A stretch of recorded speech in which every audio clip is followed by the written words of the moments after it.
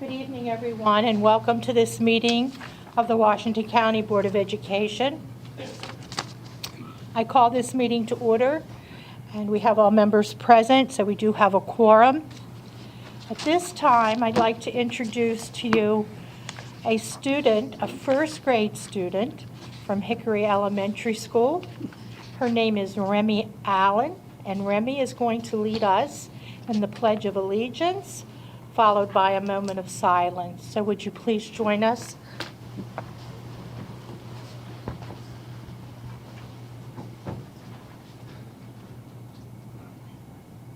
Allegiance to the flag of the United States of America and to the republic for which it stands, one nation, under God, indivisible, with liberty and justice for all.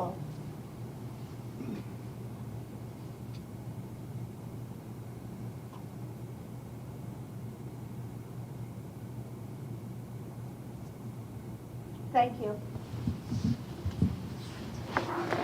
Hello again, Remy. How are you this evening? Good. Good. You have some folks with you this evening that you would like to introduce?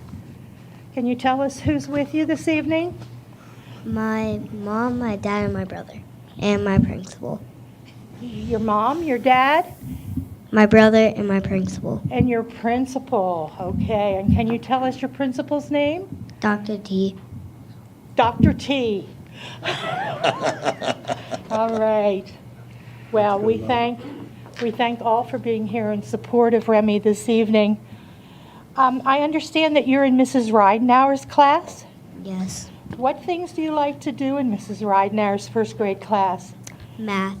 Math. Oh, wow. And I understand that you are an excellent student. Yes. Yes, that is super. Can you tell us something that you've learned in math this year that was really exciting?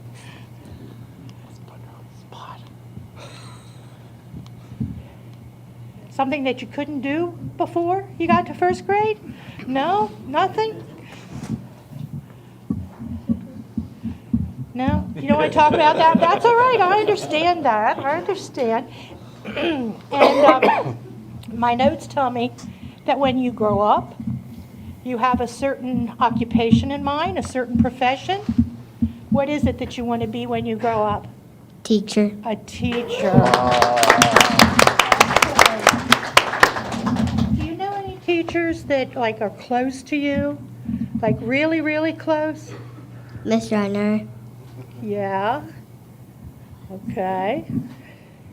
And my principal. And your principal. Okay.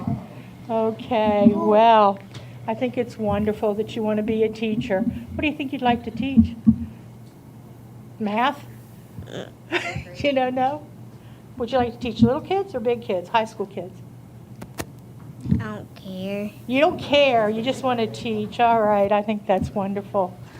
Well, Remy, we thank you for being here with us this evening, and we wish you all the best as you continue your year at Hickory in first grade. So thank you so much. Thank you.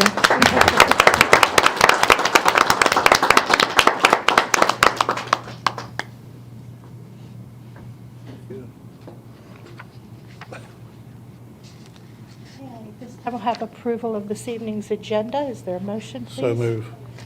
Thank you, Mr. Stauffer. Is there a second? Second. Thank you, Dr. Zetmeyer. Is there any discussion of the agenda? All those in favor? All right, we have 7 affirmative.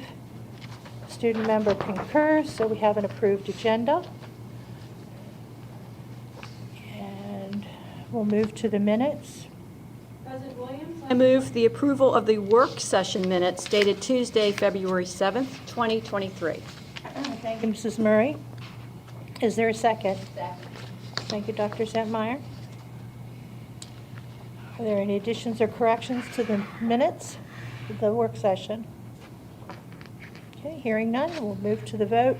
All those in favor of approval of the work session minutes dated February 7th, 2023? We have 7 affirmative votes. President Williams, I move for the approval of the closed session minutes dated Tuesday, February 7th, 2023. Thank you, Mrs. Murray. Is there a second? Second. Thank you, Dr. Zentmeyer. We'll move to the vote since those are closed session minutes. So we're voting to approve the minutes of February 7th, 2023, closed session. We have 7 affirmative. Williams, I move for the approval of the business meeting minutes dated Tuesday, February 7th, 2023. Thank you, Mrs. Murray. Is there a second? Second. Thank you, Dr. Zentmeyer. Are there any additions or corrections to the business meeting minutes dated February 7th, 2023? Yes? Oh, I'm sorry. I I voted. thought you had an addition or No. correction. No, Okay, just kidding. all those in favor? I was eager to vote. All those in favor of approval of the minutes? I appreciate your enthusiasm and being on the ball, Mr. Yeah. Evans. Thank you. All right, so we have 3 sets of approved minutes. Thank you, colleagues. All right, at this time, we'll have the superintendent's report. We'll have the first half, and then we'll continue after new business with the superintendent's report. Dr. Sovine? Thank you, President Williams, members of the board. And last week, I was honored to celebrate all of our extraordinary educational support personnel staff at the 4th Annual ESP of the Year Awards dinner. Tim Haynes, our Recruitment and Retention Coordinator, is here tonight to recognize our 5 ESP of the Year finalists and the winner.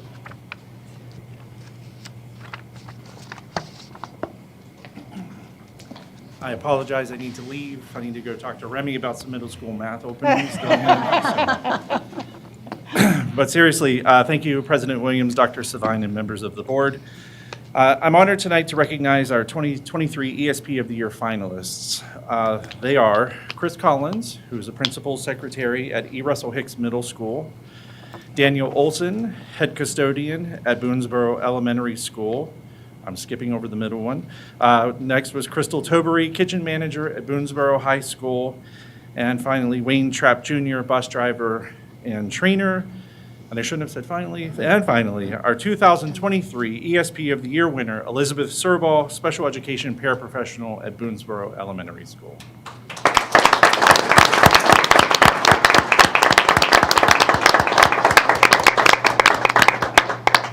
At this time, we'd like to share a video that highlights the contributions of our finalists and is also a demonstration of the invaluable role that all of our ESP play in the success of the school system. So Chris is one of the most patient people I've ever worked with, which is critical here at E. Russell Hicks because she is asked to do so much. I mean, she helps cover the front office attendance in the morning. She answers all my financial questions, and I still have a lot of them for her. She's just steady as they come. So, I mean, I appreciate her kind of when things can get chaotic here at school.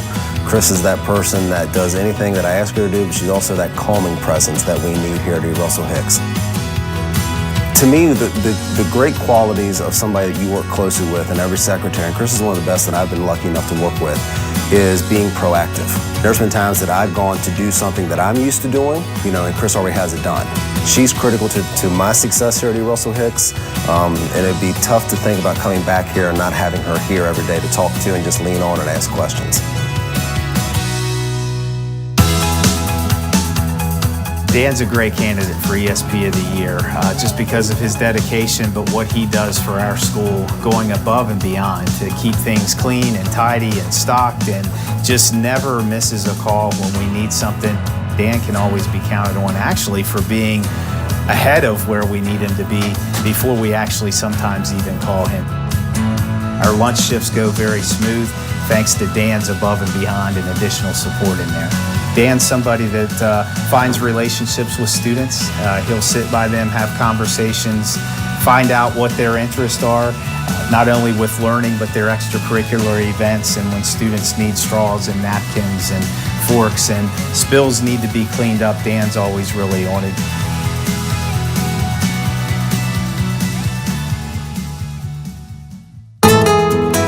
We all know how important support staff are for our community and our school and our organizations, and they all play a vital role. But Crystal Tobery is just a different level because she doesn't just play a vital role, she actually exceeds her role and impacts so many different other groups.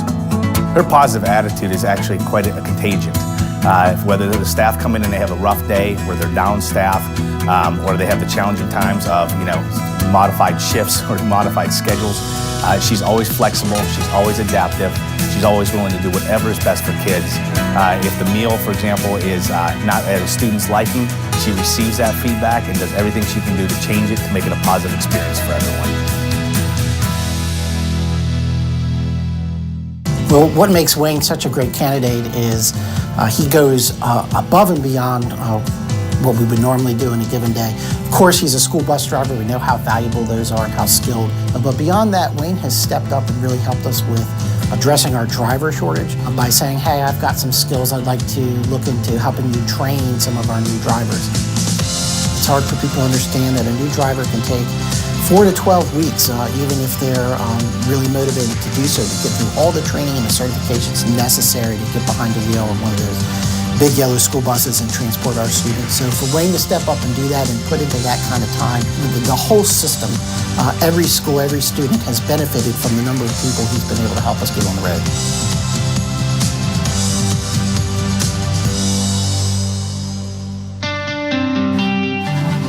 Beth Serball is an outstanding candidate for ESP of the Year. So she's the true definition of above and beyond. She might have a nonverbal student using a technology device and then switch to someone else to kind of scaffold what they're reading to make sure that they can understand the vocabulary, give them some background knowledge. Out of our professional development fund, she's asked us to purchase specific resources for students with specific disabilities. So that she can know exactly how to instruct them. It's not just one generic thing. She uses her breaks and sometimes her lunch to meet students, so she has a schedule, she has her scheduled breaks, and she'll just take it upon herself to go help someone, or if she didn't finish with somebody, she'll go get them later. She's one of the best parapros I've ever worked with.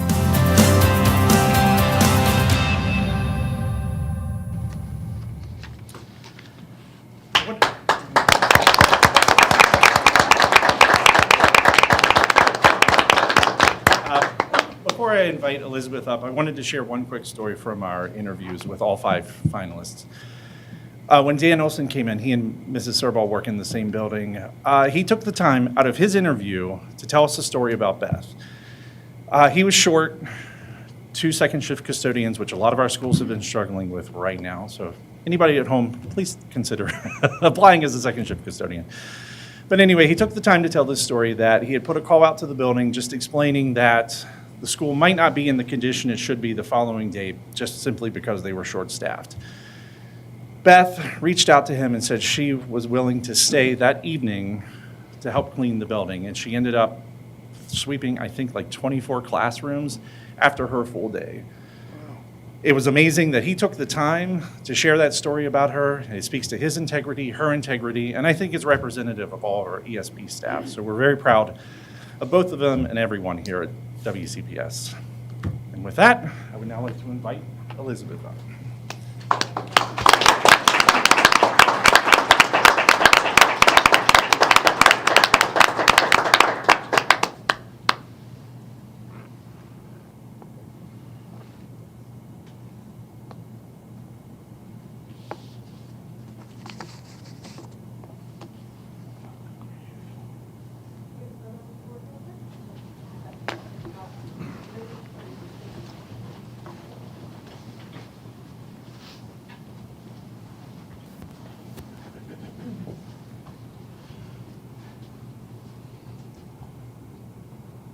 You're right, Mr. Stauffer. You're on the right. There you go. You're on the You're right. on the right. You're on the right. All right, good smells here on 3. 1, 2, 3. Another one. 1, 2, 3.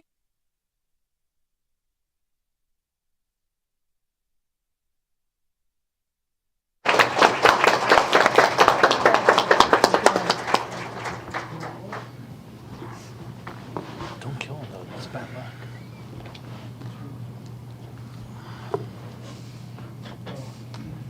I extend my congratulations to Beth Serball, as well as all the other finalists. You represent us well. Also want to take a moment just to extend my appreciation to Mr. Haynes and our Human Resources team, as well as Ms. Anderson and our communications team for their efforts in creating such a special event to recognize our ESP employees. So thank you. We have much to be proud of in WCPS. February is Career and Technical Education Month. You often hear us refer to these by the acronym of our CTE program. We are so proud of the variety and the quality of CTE classes that we offer across our county to give students a hands-on learning experience and to help grow their career interest and ultimately our local workforce. This evening, we will honor our CTE educators as well as a student group and one of our special programs. I'll now turn it over to Mr. James Alshire, our CTE supervisor.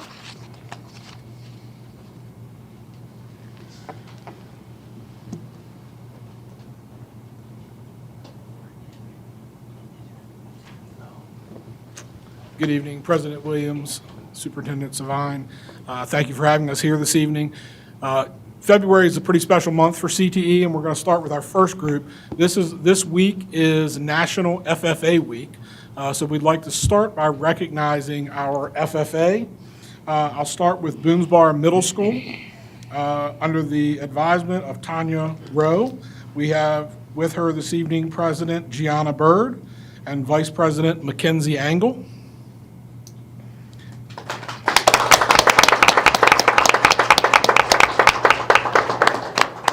Boonesboro High School, Miss Elizabeth Comstock is our advisor, and President Aubrey Shank and Secretary Caitlin Wiles are with us this evening.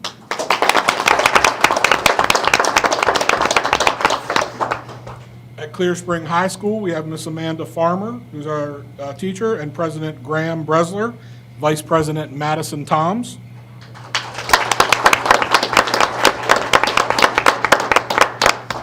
Smithsburg High School, Mr. Lee Rourke, and then accompanying him is President Addison Malott and Vice President Aaliyah Ramsberg.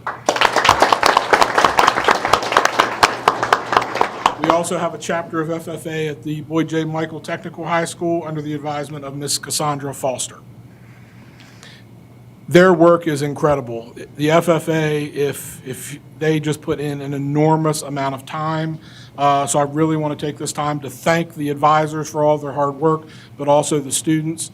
So please join me in thanking them and celebrating their successes of our very, very strong FFA programs throughout Washington County Public Schools. Thank you.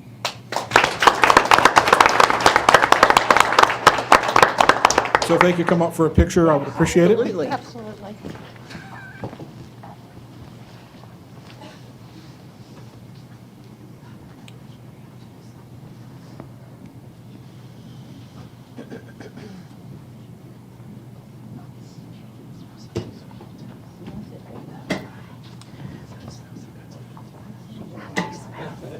They smell like roses. I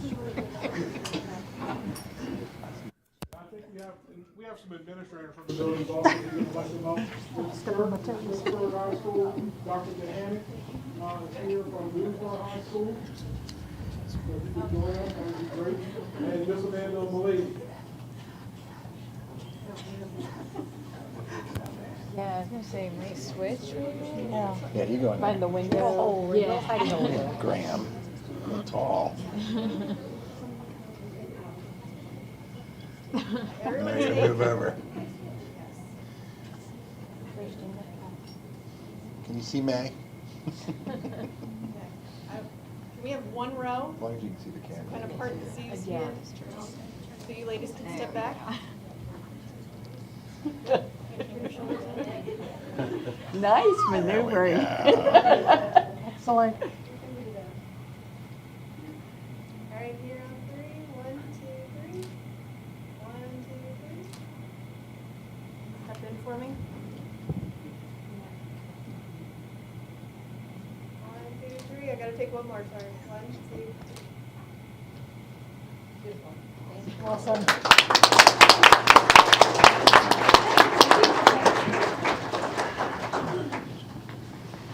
That thing teacher's being farmer. That's a good Can't get any better than that.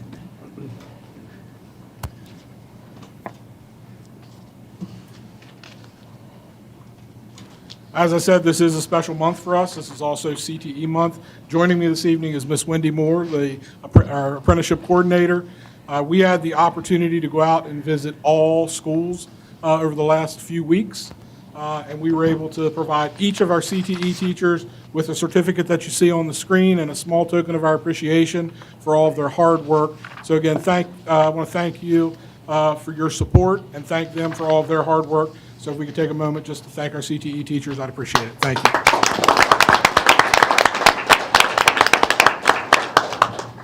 We also have with us this evening a special group.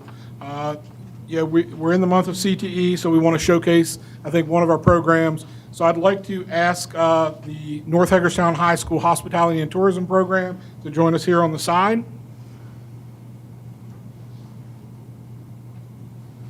The North Hagerstown High School Hospitality Tourism Program is led by advisor Kim O'Kane.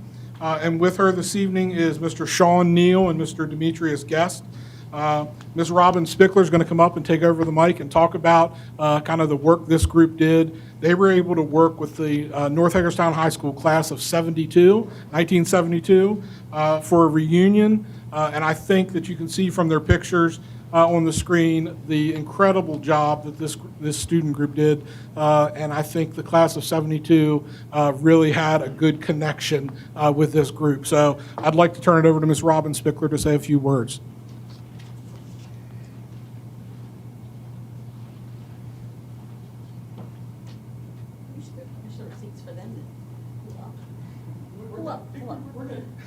Good evening, President Williams and board members and Dr. Savine and Rep over here. I'm Robin Spickler. I am a retired teacher of Washington County of 44 years, and we were in the process of getting our 50th high school reunion together. There was a good committee, and some of our members are here. And so we were brainstorming a lot of things, where we wanted to go, the venue, and many things. And we wanted to involve, and Linda Murray was on that committee as well, and we wanted to involve as many possibilities that would grant, memories from just the other day from North High.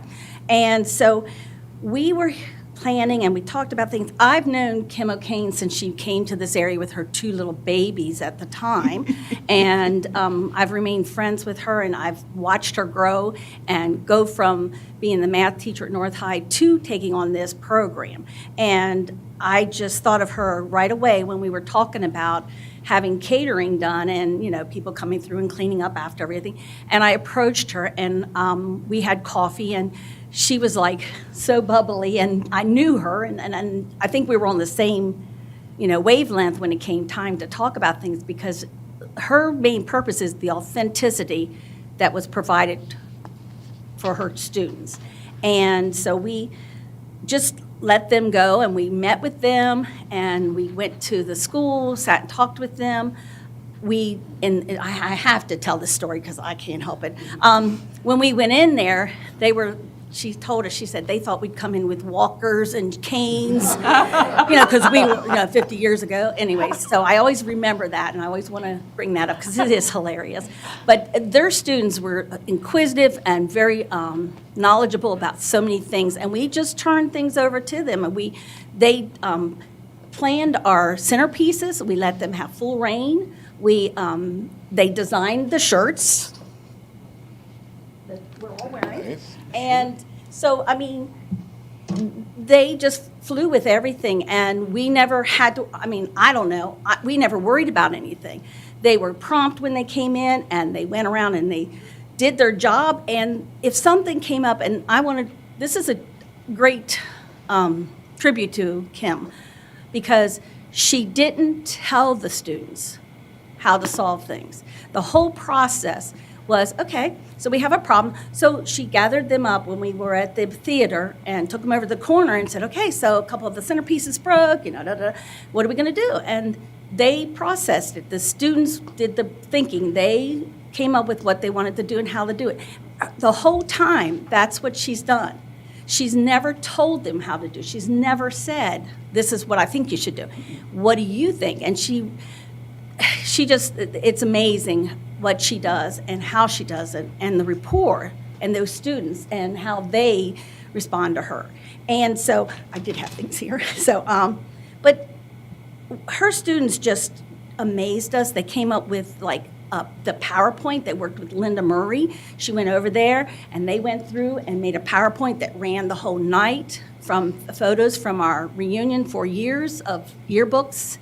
And they have just been an amazing group of students. And we had some financial money left over, and we presented them with some help with them because they're going down in Ocean City in March. And I'm putting a plug in here. And they are going to be doing a lot of goodies, and we gave them some money to help with that. We hope other people will take that initiative and support them. But once again, it's a tribute to Kim and how she has developed this program and how she, goes through with it and how she sees the kids and how they see her, and the interaction with them is just amazing. And so I approached Linda after our reunion. I said, I think the board needs to hear this. This is a great program. And we should be very proud of Kim, her students, and Washington County for having this. Because not everybody's going to go to a 4-year college. And this is something they want to do in tourism and hospitality, and it's needed. And so I just wanted to let you know what a great job this lady does and her students. And I just think they need to have that recognition. So I think that's all I need to say, but I didn't know if Kim wanted to come over and her students. Now's your time.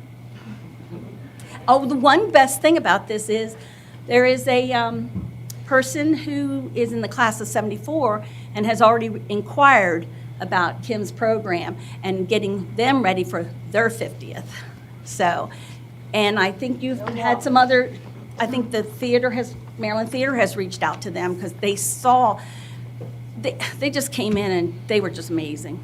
They were bussing tables, and they saw spills, they picked up things, they threw trash away, they did everything, they Congo danced, they got everybody out dancing. I mean, they were a great addition, and I am just so thrilled, and I will sing their praises as much as I can. So once again, Miss O'Kane and her wonderful hospitality and tourism program, it's just amazing.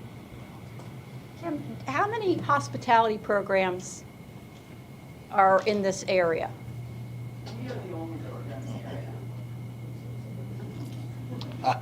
made Sorry. you come forward. No, it's okay. We are the only hospitality and tourism program in the area. There are hospitality and tourism programs in Montgomery County, but they are culinary based, and we have no culinary connection at all. And how many students do you have in your class? By class or overall my program? In your program? I have 141 students. We started in 2016-17 with 9. It's a good problem to have because the program continues to grow. So it's a good problem to have, but it's also like, we want to give those kids all those opportunities. So it's a goal. Well, thank you. I just had the best time, and working with your students and with you, it was just wonderful. Thank you so much. I appreciate the professional opportunity because, as Robin said, the authenticity is the most important part about it. Our kids are going to thrive in CTE programs because they're given the opportunity to not just learn, but to learn through means that are like valuable towards their future. They're building a resume, and they don't even know the importance of building a resume yet, but they're working on it. So, any other questions? Any questions for my kids? I also wanted to introduce, we have some members, Bill Proctor, Mary, and Rose, Sherry, Rose, sorry, that's her sister-in-law. Anyways, they're on the planning committee as well, and so they planned like everything, so it's just chills. So, and they want a picture. So you gotta come on down.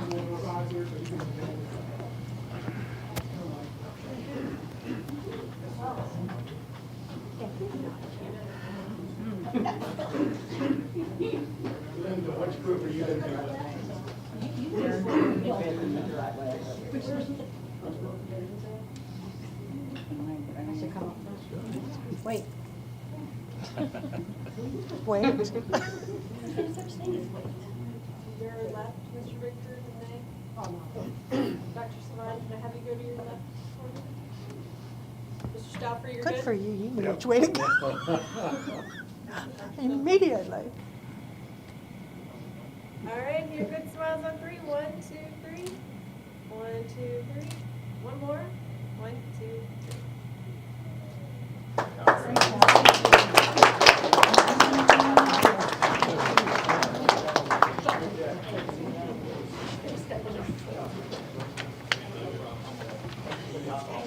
Thank you, Kim.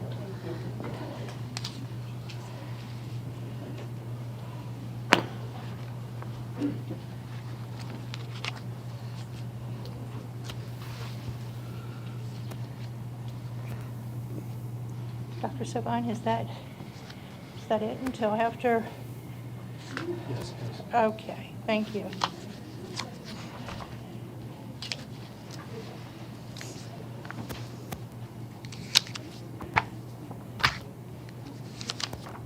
Okay, this is the time in our meeting when we allow for public comment. And before we begin public comment, I'd like to read from policy KD regarding public comment. Each person wishing to address the Board of Education is encouraged but not required to sign up prior to the meeting and may address any topic concerning Washington County Public Schools except personnel or student matters which clearly identify an individual or individuals. Each speaker may speak for up to 5 minutes. Mrs. Murray is our timekeeper. Mrs. Murray? Yes, right. Would you like to explain how the process works? You have 5 minutes. When it's down to 30 seconds, I'll do this. And when time is up, I'll do this. Okay, thank you. So the first person that I have who has signed up in advance is Geneva Molnar. Ms. Molnar? I don't often get it right, but I'm happy that I got it right for you. That's why my kids call me Miss G. Is that right? Good evening. Good evening. It's my pleasure to be here this evening. So good evening, Superintendent Savine, board members, distinguished guests, and my fellow Eastern staff. My name is Geneva Molnar, and I'm probably the oldest new teacher in Washington County this year. I worked for 32 years in West Virginia as a special education teacher, a head teacher, and as an assistant principal. I feel compelled to tell you about my experience as a new teacher in Washington County. I was greeted with a warm welcome after accepting a job at Eastern as an IUP case manager and teacher. My onboarding was the smoothest I've ever had in my entire career. Whoops, pages are sticking. My benefits started just as they said they would, and they've been wonderful. I want to share with you this evening how welcome I felt as a new teacher at the induction in August. Everyone was helpful, and the opportunities to learn about Washington County and special education were very informative. My hat goes off to Joni Burkhart for putting together a successful induction. I've been amazed by my mentor, Kyle Dingle. He has been very supportive and even pushed me to achieve more with my students. Just a little story about some of my students. At the beginning of the year, I was challenged with 4 third graders who knew 4 letters and could count barely to 10 on a good day and barely could write their first name. With Kayla Spade and Kyle's support, those same students now know all 26 letters and almost all the sounds. They write their first and their last name and even a simple sentence from the word bank. Writing and identifying numbers 50 to 100 is on a good day. And they're starting to add and subtract within 20 using counters. I want to thank both Kayla and Kyle for their support and interest in my growth.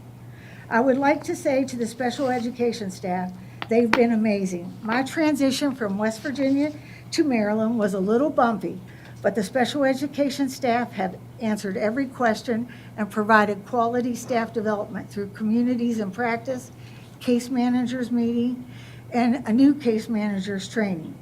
The new case managers training has been extremely useful and needed. Washington County Public Schools does an excellent job with new teachers, the mentors, the communities of practice, the staff development, and the support from the administration, and so much more. I can tell you this is the best county I've ever worked for. I'm happy to know that I've been supported when puzzled or stressed about a student. I know I can email any time, day or night, and I will get an answer quickly.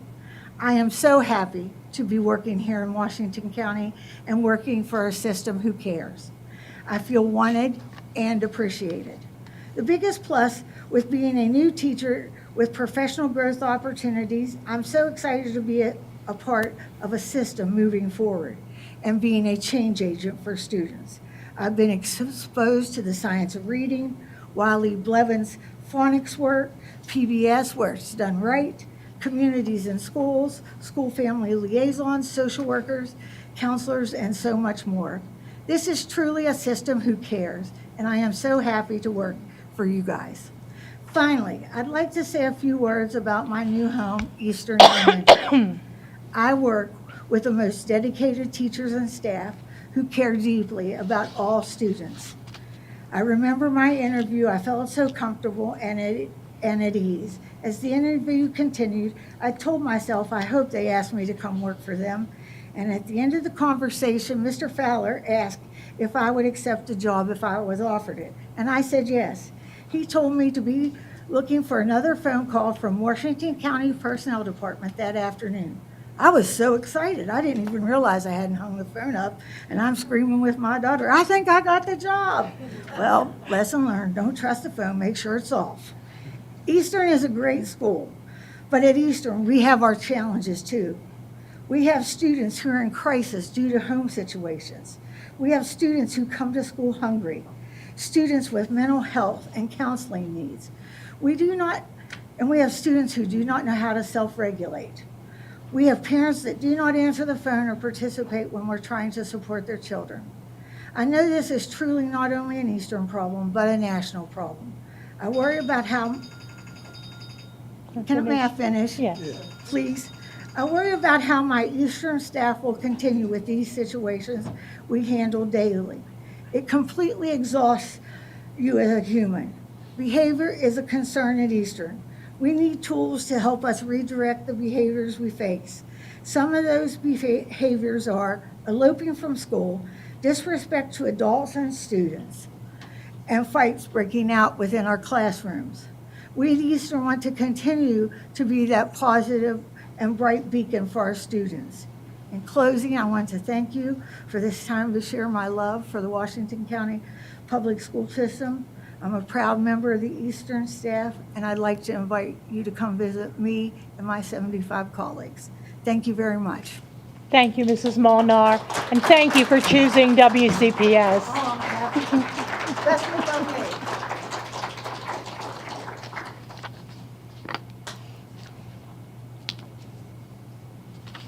The next person on the list is Penny Smith.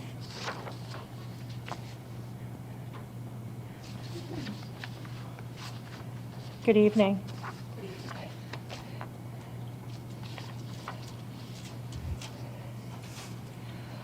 Good evening, President Williams, Dr. Savine, and members of the board. My name is Penny Smith, and I'm the school counselor at Eastern Elementary. It is my 9th year at Eastern, and I absolutely love my Eastern family. Our staff supports one another and our students like no other I've ever seen. As a school counselor, I am typically advocating for our students. However, this evening, I'm here to advocate for our staff. Not just the Eastern staff, but for all teachers, support staff, and other personnel who work daily with our students. This year has been the most difficult year I've ever had as a school counselor. First, let me share a little bit about Eastern. We are a Title I school. Because a large percentage of our school lives below the poverty level, we know our students may experience housing insecurity, food insecurity, and other difficult experiences. Therefore, we have worked extremely hard as a staff to build relationships with students, to understand the why behind the behavior, and to become proactive in our response to students. Last year, our entire staff participated in the PD verbal judo. We have had professional development on the brain and poverty. We have participated in book studies to understand how best to work with students with trauma, and many of our staff have been trained in restorative practices. In our classrooms, we start our days with a morning meeting to build relationships. We provide an R&R station, which stands for rest and reflect. We consistently reflect with students on their choices. We teach mindfulness, the power of your breath, and the science of your brain and emotions. However, even with all of this in place, there has been a drastic increase in disrespect to staff, physical aggression with peers, and mean behavior with their peers. It has taken an emotional toll on our teachers and our staff. I have talked with and seen more teachers crying at school this year than I've ever seen. It's not easy to teach when you have students cursing you out, telling you, F you, cursing at other students in the room, threatening other students in the room, and physically attacking each other. Yes, this happens regularly at my school, and I dare say other elementary schools in the county. The number of total referrals from last year has already doubled at this point. It's likely we will triple that number before the year is over. And similarly, the number of referrals for fighting from last year to this year has already tripled, and we still have 70 days left. So, what can we do? I have a couple of solutions. First, we increased the number of administrators at all Title I schools. Eastern Elementary has 450 students, 1 principal, 1 assistant principal. Ruth Ann Monroe, which feeds into our school, has 580 students, 1 principal, 3 assistant principals. More staff to address behavior will give the message that this behavior is not acceptable and will not be tolerated.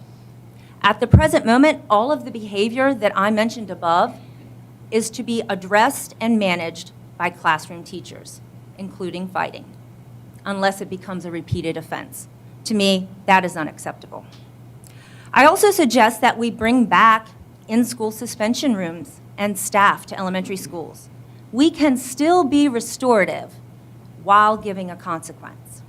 Currently at Eastern, when a student curses out the lunch assistant, there's nowhere for them to go to serve a lunch detention. When a student has caused a major disruption or has been fighting, there's nowhere for them to go to serve a detention. If there was additional administration, the admin could perhaps even rotate to help cover students who need to serve various detentions for behavior. That would definitely be more impactful than a para in that position. Another suggestion that I have is to provide and put in place a teacher-led social and emotional curriculum.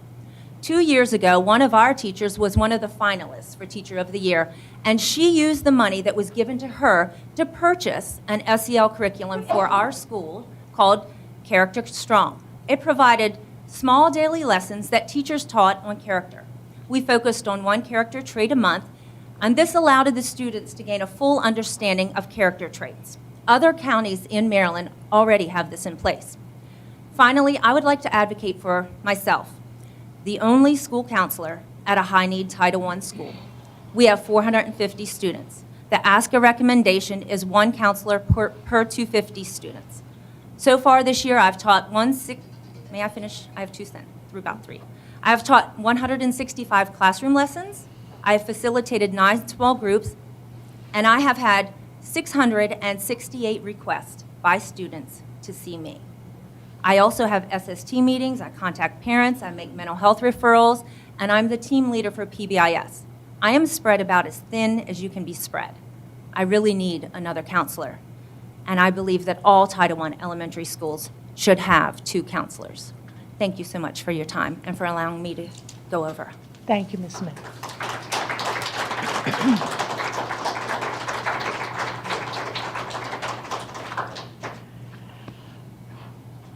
Okay, that's the last individual that I have on the list. Is there someone else who would like to come forward who did not sign up?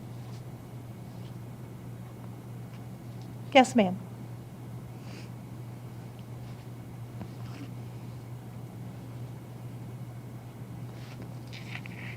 Good evening.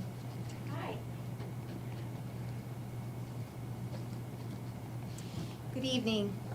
I'm sitting in the audience here, and I came to speak about something else, but I'm just a little flabbergasted by what I just heard. We are definitely in a different time than when my kids attended Washington County Public Schools, which was a few years ago.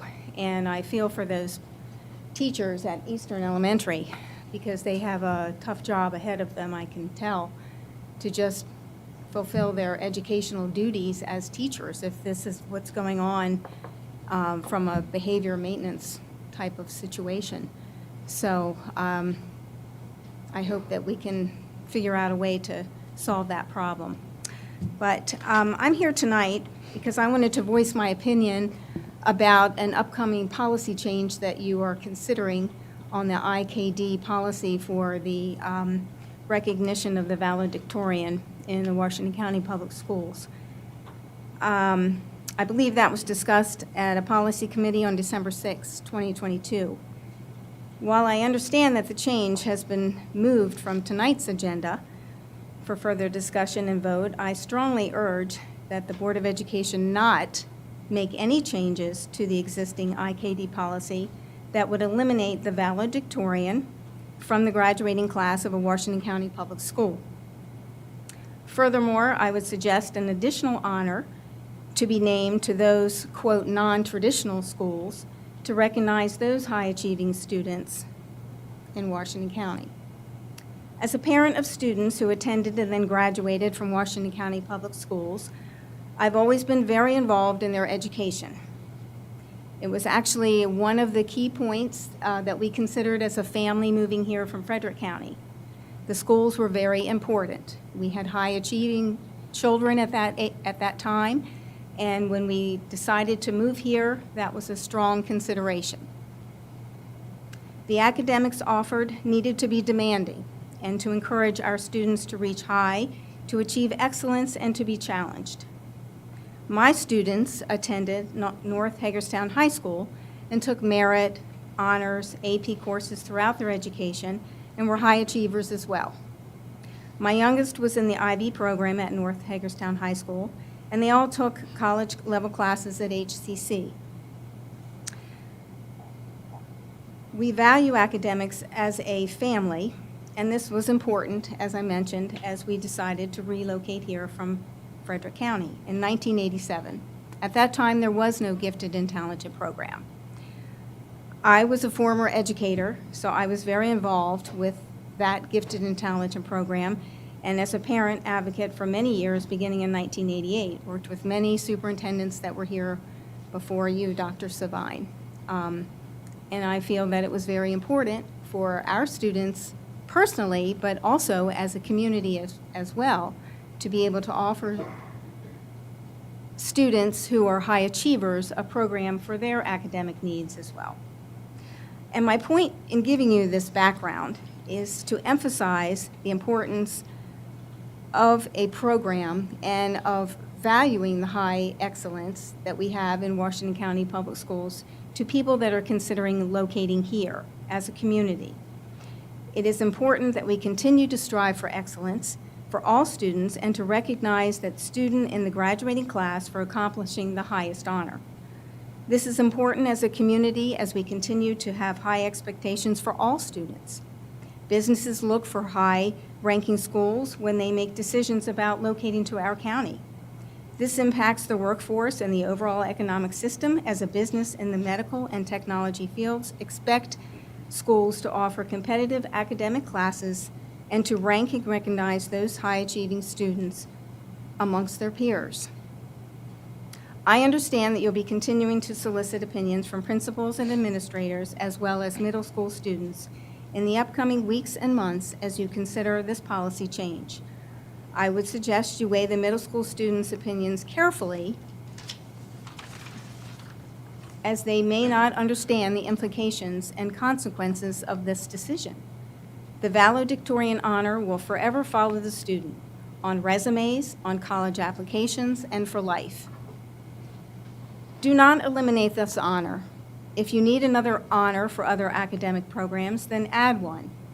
The valedictorian is a special honor given to that student for academic excellence and merit.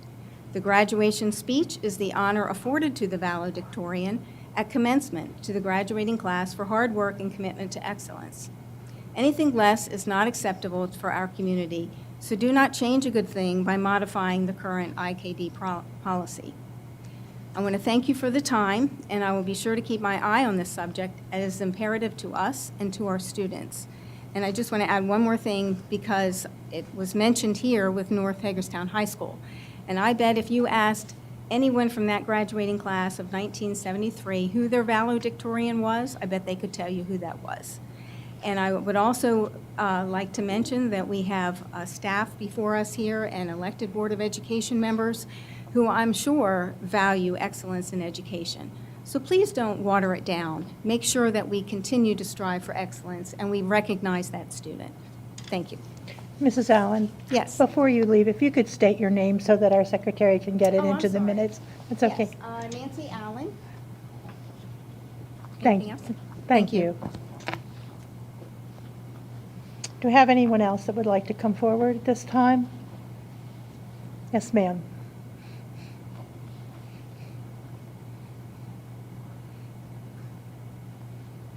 Good evening. Good evening.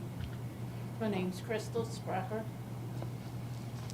At the last board meeting, a few things popped up to my attention. First is the teacher situation. You are moving teachers from school to school and thinking that's going to fix the problem.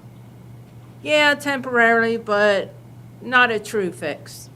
I feel it's just disrupting the learning, causing more havoc than anything. It's helping the students. It's not helping the students, causing more stress and work for the teachers because they're already understaffed. You're moving one teacher and another teacher got to pick up the workload. It's not a true fix. Instead of spending more money out of school that you are more or less given $200,000 plus, you could be using that money towards a more increase in the salary for teachers, bus drivers, and other faculty wages. Who knows? Paying teachers might even get other teachers for the school. At the last meeting, you volunteered all this money for a turf. The very next day, I get a text. Your son's bus will be 20 minutes late due to bus driver shortages. That's unacceptable. If you don't got money to get other school bus drivers, other faculty to help our students, then you should not be donating money towards a turf for a football field. Some of the teachers, from my understanding, was not given much of a choice. They either had to go to a school or else. Well, I'm sorry. That's not good for either one. It's just not good for the environment, it's not good for the students, nor the teachers. Why give them more stress? With the economy anymore these days, it's not worth the stress.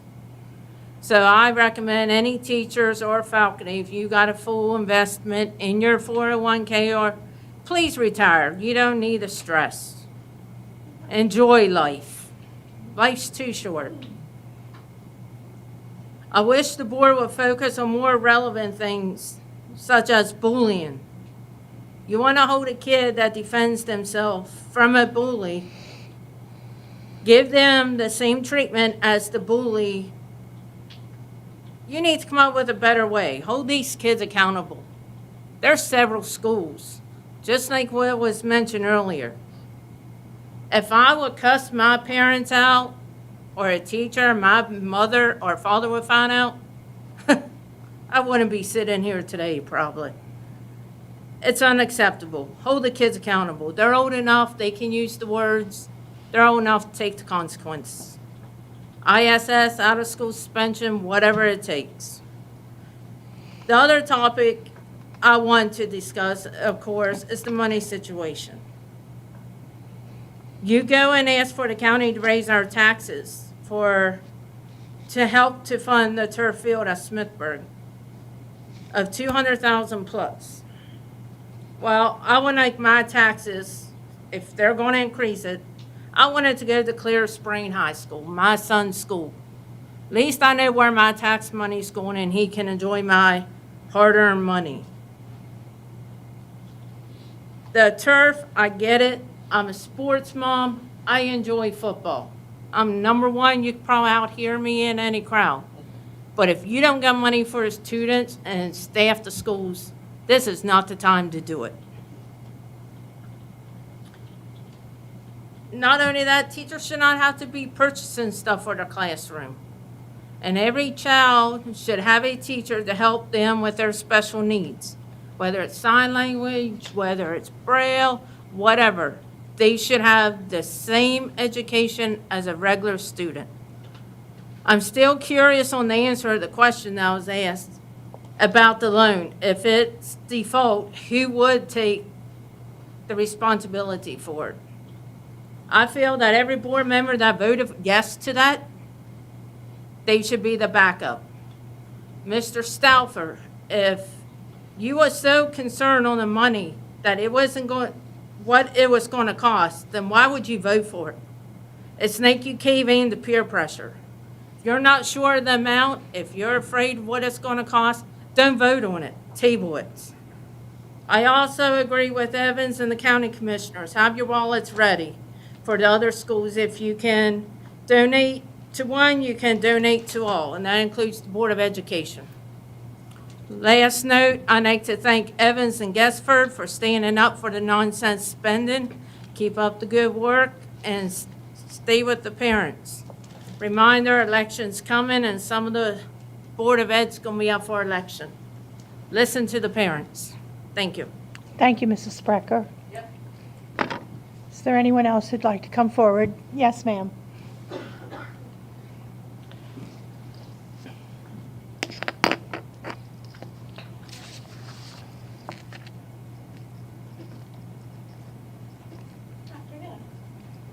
Good evening.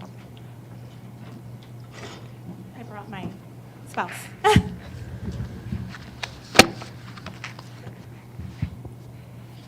you. We're not that fancy. Thank you. We just were sitting at the board meeting, which we often do. Can we get your names, please? Oh, myself. April Crowhair, Lori Return. We don't often get to attend because we have very special and medically complex children. And tonight was a privilege for us to come and see such amazing. I'm sorry, Ms. Doyle. Can you speak into the microphone, please? You pull it closer. There we go. I think that is the first time I've ever been accused of not being heard. Who has control of the mic? You do. Lori and I don't often get an opportunity to come. So tonight's very special because we wholeheartedly support our school system. And one of our biggest missions has always been to build the gap between educators, parents, and our community. I just wanted to take an opportunity here as we're sitting back there listening to this meeting, and I've only missed 3 and 5 years, to thank our board members, our administrators, our staff in programming, whether that's Engage, Marshall Street, Ramps, you name it, who put their time and effort, and parents included, into making Washington County the amazing product that it has become over the last 6 years that I've been a part of this county.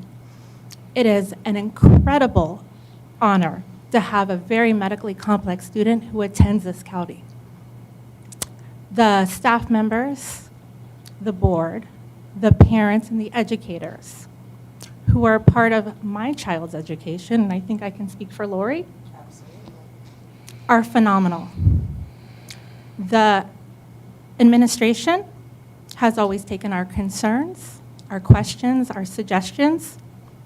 Sometimes they're a little humorous, but they've always taken them into consideration. And with that being said, I just wanted to take a moment to thank everybody who spends their Tuesday afternoons here with us and who takes the time to start their days at 5:30 in the morning to answer parent emails, to the Engage program, to the people that are stuck in those behavior rooms dealing with kids that have extraordinary concerns, health problems, sometimes needs that just haven't been met yet, whether it's medical, educational, social, emotional, to the parents that, educators that have students at kids at Marshall Street or in Connections and Ramps. What an amazing job we do as a county, and I don't think we often get a pat on our back, but we are both parents that have come from Montgomery County, and walking into that county, this county, we said that very proudly. But I believe 100% that at this point in our children's education, there's no place we'd rather be but here. So thank you. Thank you all very much. Very much so. All of you. Thank you. Thank you. On that note, Thank you, I Mrs. can be Crohair. turned off. Is there anyone else that would like to come forward? Good evening. Your name, please? Ivan Santiago. I'm the Title I School Family Liaison at Eastern Elementary. I hadn't planned on saying anything, but after hearing my colleagues speak, I thought that it wouldn't be acceptable of me to not come up. I'd like to make it very clear that what the two ladies from Eastern mentioned about their concerns regarding behaviors, et cetera, is just barely scratching the surface. They kept it extremely professional and brief because of the lack of time, but they could have gone on and on with that subject in our building. I am very much in awe of what our teachers do in the classroom. I don't know how they do it. I don't think that I could. I can't begin to imagine how one school counselor is acceptable for over 450 students in a Title I school with some of the greatest needs that you've ever encountered. Same goes for one social worker, and the list goes on. One thing that I don't think that has been mentioned enough today that is a serious issue in our campus, meaning Ruth Ann Monroe and Eastern Elementary, is the issue with buses. Last year, we had, and please forgive me if I get the names wrong, Mr. James Prue came to our building, I would say about 4 or 5 times, along with the gentleman that's the head of transportation, along with Carlos Malad and a team from both schools, and we discussed this issue at length, and I want to thank them for that. Mrs. Murray came to the building to talk about and see it firsthand. I'd like to invite the other members of the board, and especially Dr. Sovine, to please visit our school so that you can see firsthand the problem that we have with dismissal and lack of buses, and buses arriving long after our contractual time. We're not only the latest school in the county, but when buses are still showing up at around 4:30, and it's been hours since students have had lunch, and it's teachers waiting, and in classrooms just sitting there waiting for buses to arrive. It's just completely unacceptable, and it just continues to add to the stress and to the difficulty of working at such a needy school. Obviously, we continue to come in because it is something that we're passionate about, but this issue needs to be somehow resolved. It's been over 2 years of meetings, formal meetings that we've had, and some days it seems to get better, and then some days it's back to the same issue. With regards to behavior and buses, I've had the privilege, and I know that after saying this, I'm sure I won't be invited to watch any more bus videos ever again, but that doesn't change the fact that it's true. I've been a behavioral specialist for the county prior to being the school family liaison for many years, and I've seen some of the most challenging behaviors. And this last school year, some of the behaviors that I've seen on the bus videos, I don't think I've ever seen in any Summit classroom, in any BSP classroom and any engaged classroom. I was also the in-school suspension person in my building. So I've had many roles regarding behaviors, and I've never seen anything like it. My hat's off to our bus drivers and who need additional support. So not only do we have an issue of, from conversations that we had formally with Mr. Pruitt and the head of transportation, we don't have enough buses. I'm not sure what's being done about that. We don't have enough bus drivers. We don't have enough crossing guards. Those are things that I asked about when we were meeting, and we just either, I'm not sure if we don't have the money. Math is not my strong suit, hence why I'm in the position that I'm in and not a math teacher, but I don't know if it's a money issue. I don't know if it's a staffing issue. But it is something that needs to be addressed. I worry, I'm not a parent, but I worry about the safety of our students on the bus because of what I've seen. This is not something, that I am saying. This is something that can easily be verified on bus videos that are clear, serious safety concerns. Not only for our students, for our drivers, for other people on the road, and it doesn't seem to be something that is being taken care of.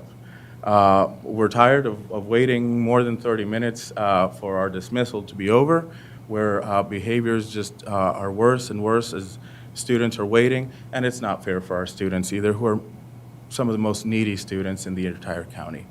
Thank you all for the opportunity to speak. Thank you, Mr. Santiago. Yes, ma'am. Have a good night. Is there anyone else who would like to come forward to speak?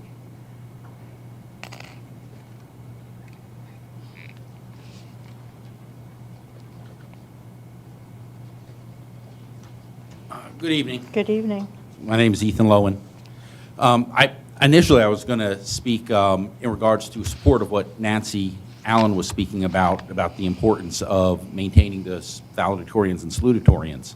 But after hearing what the teachers were saying, I wanted to respond to that, because the reality is that when the teachers speak about the students that are causing the problems in school, what they're talking about is me. They're talking about me when I was a child. I was that kid.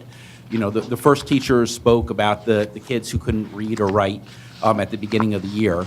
I was 8 years old before I spelled my name for the very first time, and I can remember to this day, every single time there was a paper, the teacher's assistant would come and help me write my name, and I wrote my name, and she walked up and saw my name on the paper and the look on her face. I remember it clearly to this day. But then, of course, I also had behavioral issues as well, and quite intractable behavioral issues. And I'm a success story in so many ways, I guess. I mean, by the time I was in high school, at that time when I was in high school, they had those national exams where they rated everyone for reading and math. And by high school, I was 99th percentile. I was the top percentile for reading and writing. And, whatever. But the thing is that when I hear the teachers speak about the students and how bad it is, coming from my perspective as that student that they're speaking about, is that it is so damaging to the student to allow them to get away with that behavior. It harms the student to allow them to act like that and treat someone like that and get away with it. And you are not doing them any favors. You are hurting them by allowing that to continue. You're also, of course, hurting the teachers. You also, when that type of disruption happens in class, it's not like it lasts for 5 minutes and then the class gets back up and going. When you have that level of disruption, was it 10, 15, 20? What's the average amount of time to settle kids down? How many weeks are lost of instruction every year because you are harming these children by allowing them to act like this, right? So there is damage everywhere. It's almost as if the system has been created to be dysfunctional. It's to that point. And so, when you talk about the social and emotional learning, well, I also had an experience with that because when my hometown is in New York State, and New York was, apparently one of the very first states to grab onto social and emotional learning. And so what you guys call restorative circles and that sort of a thing, we call the RAP classes, meditation, etc. And the thing is that on the surface, it really does look like it works. Like that could be a solution, because whenever kids go through that, we would get through the class and we'd feel great, and so it'd always be positive feedback.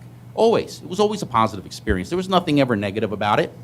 But the thing is that when you look at the trend line over a longer period of time, it was the same then as it is right now, right here in this county. The trend line is downward behaviors, right? And the reason is because the social emotional learning doesn't actually deal with the issue, okay? Now, I'm not saying that there aren't benefits that come from it. That if you talk to us adults who went through it, like other people I know went through, a guy went through it in Boston in the late 70s. I went through it in New York in the late 80s. But the thing is that what it is it doesn't deal with the core issue, okay? What children need is they need to be able to face, as the other teacher was saying when she was talking about, what about detention, what about this, what about that? You know, what she was talking about is just a restoration of order and discipline. That's what children need when they're misbehaving. I mean, it's not like this is a simple concept of parenting as well. Like, and so there needs to be, you know, the traditional model as it's done now. It's not traditional. It's brand spanking new. Basically, what it is it teaches children that they are slaves to their emotions. Their emotions rule their behaviors. They can't control their emotions. But children actually need to be told and taught.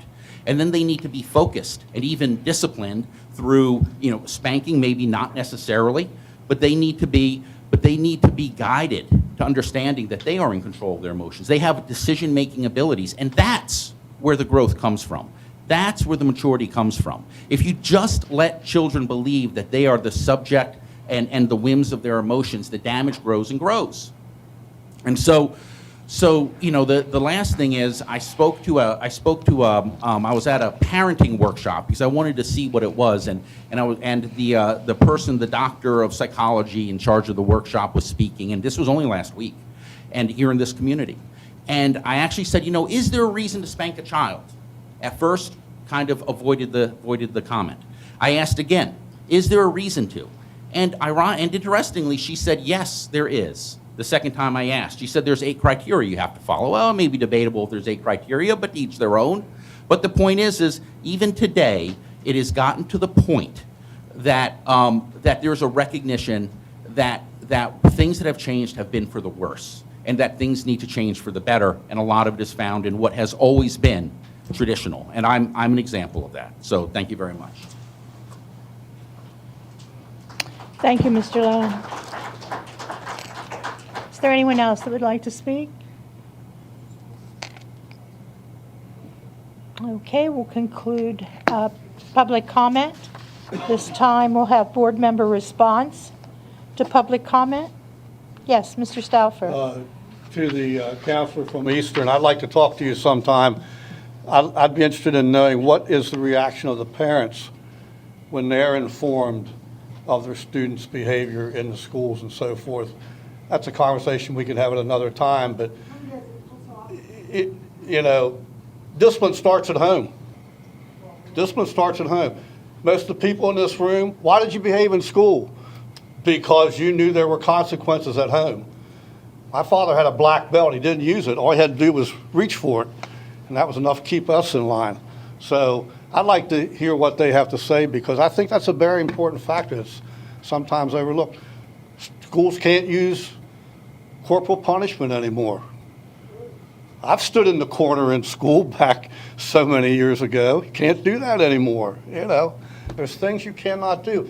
I agree there are problems, but I will say this also. There are a lot of good things happening in the school system. There are problems. Yes, there are. There's no doubt about it. You can't gloss them over. But there are a lot of positive things helping also, or happening also. So we'll have that conversation. I'll contact you, okay? Anyone else? I would just like to say that, you know, I know we have, you know, frequent discussions about staffing shortages and everything like that. I know, I mean, don't get me wrong, you know, everyone wants to get paid more and you absolutely deserve more, but sometimes the money's just not there. The number one way we can retain and recruit teachers, I am very positive of, is by reducing these behavior problems that we see. And I do think the counselor is spot on. If we are able to go and remove a behavioral problem, while I know it's not ideal, if we can remove that student from the environment, then the other 29 kids in that classroom can learn. It is not ideal for that one student to be removed, especially when they don't know they could only read 4 letters, I certainly get it. But we cannot go and continue to be hurting the other students. We have all this technology that is now at our fingertips due to COVID. I understand that by, putting a kid in front of a computer is not an ideal way to learn, but you know what? If the kid is acting up in school, in the classroom, well, that's not an ideal place for the other kids for him to be there either. So we do need to work on that. We have a very, very wide variety of technology at our fingertips that we can utilize to go and help, at least, maybe not solve. We're never going to solve it. There's no such thing as perfection. But we can absolutely be doing more to help alleviate some of these problems and give these teachers a chance to go and teach as many of the kids as possible, rather than hope that we could kind of work on behaviors at the same time we're trying to teach a kid to add 1 and 1. So I do hope that we can look at, and when we are, and I'm not saying that we're not doing anything, because we did just hire some more security staff, and we are certainly doing things, but there is more that we can do, and I feel confident, Dr. Savine, that you and your team will be able to make that happen. I would just like to ask a question, maybe more of a statement. Could we hear more on the bus situation? It sounds like there might have been some discussion with Jeff Prue. Maybe at another time, maybe you can get your staff to look into that and let us know what the situation was, why the buses are so late in getting to that school in particular. Just for the record, that is our latest tier bus, and I believe that's been in place for multiple years, and there has been a study. I'll be glad to work with our team to report that, but it is Eastern and Ramps are our latest scheduled schools, so it is a longer, or at least a later run, or at least from the departure time point, because they are on the latest schedule that we offer in Washington County Public Schools. Thank you. Thank you to all who spoke during public comment. Teachers, you were heard. We understand. Having taught Title I schools for my entire career, I know what you're faced with. I know the type of students. And I know you love them. And for many of them, that's the only love they get. And for someone to come and sit and say that they understand these students, and unless you've experienced food insecurity, unless you've experienced coming home and finding all your belongings, which may be reduced to what will fit into a hefty bag, unless you've experienced that, unless you've lived 3 different places in the course of a month, you really don't understand what these teachers are dealing with. And it's easy to say, yes, make these kids behave.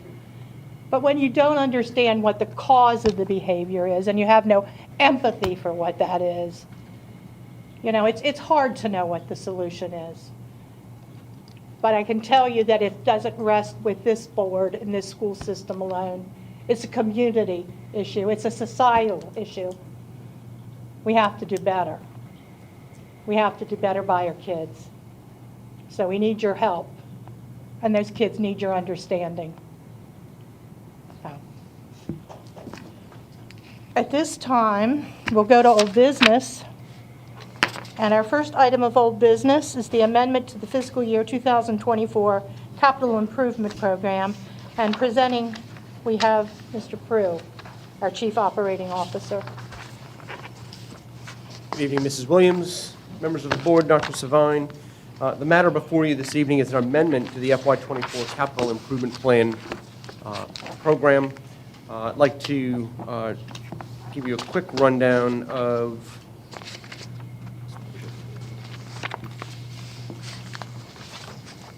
sort of where we are with the capital improvement program. I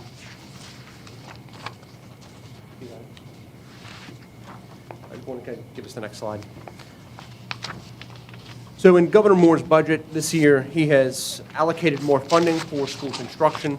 The Interagency Commission on School Construction has indicated to school system staff that there's approximately $141 million more in school construction for FY24 than there had been.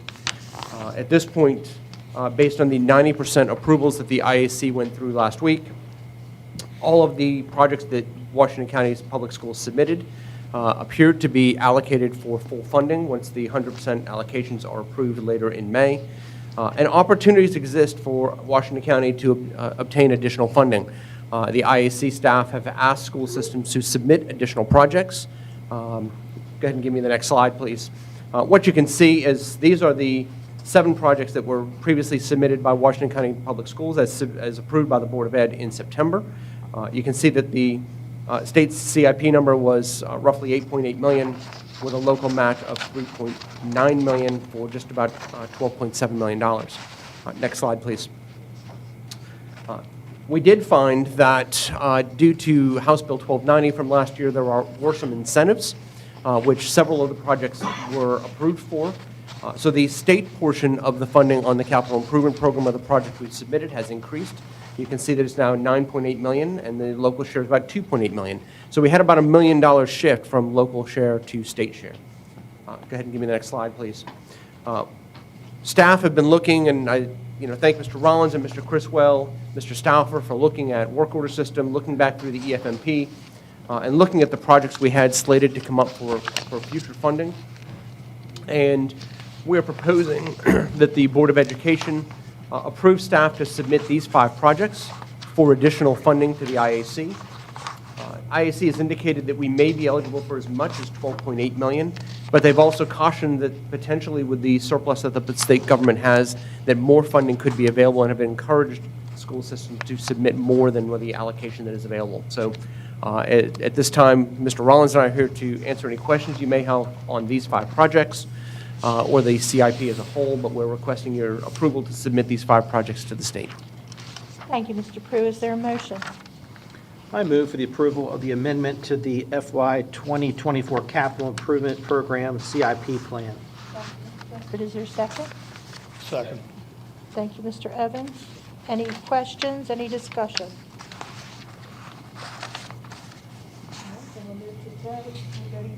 The amendment to the fiscal year 2024 Capital Improvement Program, the CIP plan. All those in favor? All right, we have 7 affirmative and the student member concurs. Thank you. Thank you.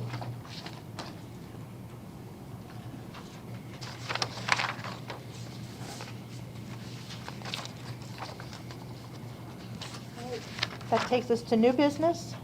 Our first item of new business this evening is the approval of naming rights for Boonesboro High School, the athletic press box. Thank you, Mrs. Williams. As you introduced the item, this is naming rights for Boonesboro High School's athletic press box. This is the press box in the stadium. The Board of Education received correspondence and results of an online petition conducted May through September of 2022 from members of the staff at Boonesboro High School as well as community members. This is to name the press box after Mr. Gary Beal, a longtime volunteer in the Boonesboro community who was the videographer for 45 years. This petition included 77% of the student enrollment at the current time supporting this naming right, and over 300 signatures from community members in support of this naming right in honor of Mr. Beal. And I believe Dr. Savine has some other information to share. Thank you, Mr. Prue. I know Mr. Bill has played a tremendously meaningful role in the Boonesboro football program over the last 45-plus years. I imagine he's somewhat of a living and breathing highlight reel. He probably can recall dates, plays, players, and even final scores from any given season. The work he did as a videographer, or cameraman as he's called, helped shape many of our players, giving them the ability to reflect on how they played the game. He was also an instrumental part of the coaching program, working with the coaches on the weekends for scouting trips to film opponents and giving them another look at the team in action.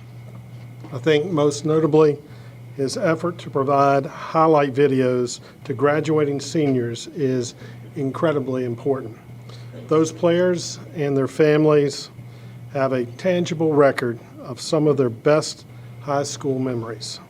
Mr. Beal, we thank you for all that you've done and continue to do for the Boonesboro sports community. Congratulations on this honor.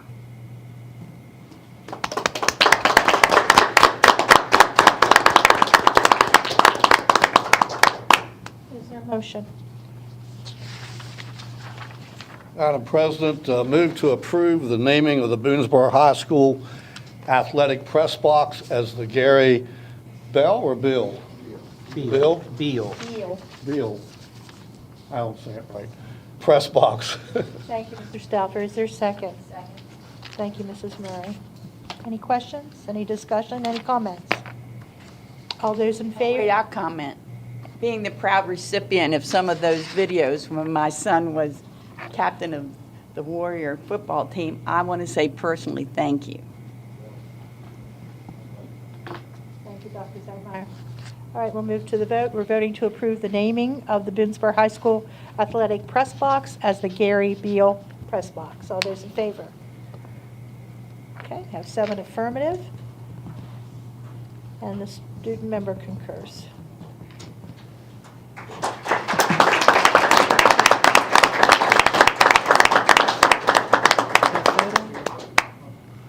Is there a thing for me to give? We have a plaque. Yeah. The only thing I'd like to say, Mr. Beal, could you pull that a little closer to, please? the only thing I'd like to say, it's been a heck of a trip. I haven't finished yet because Mr. Wade will talk me to come back for a while. So I'll be around, and this is very humbling, and I'm lost for words. Thank you. Oh.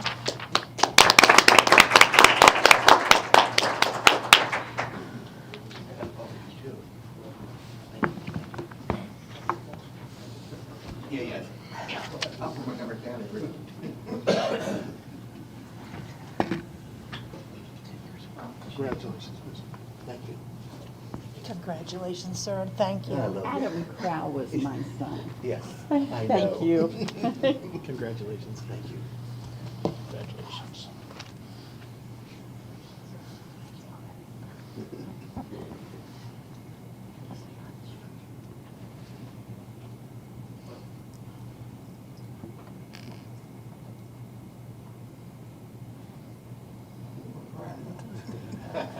Kahanic, Boonesboro's making a sweep tonight. Step to your left.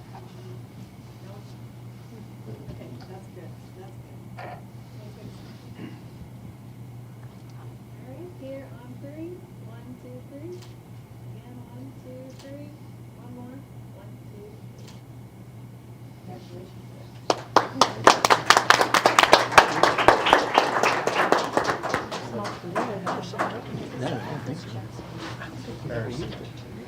I never noticed that before. It doesn't look like it's permanent.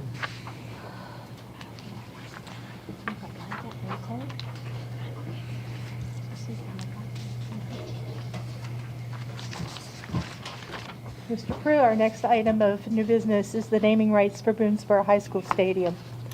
So similarly to the last item that was before you, Board of Education also received correspondence and results of an online petition conducted also through the same time period, May through September 2022, from members of the Boonesboro staff and Boonesboro community to name the Boonesboro High School Stadium in honor of Mr. Clayton Anders, the longtime teacher and Boonesboro head football coach.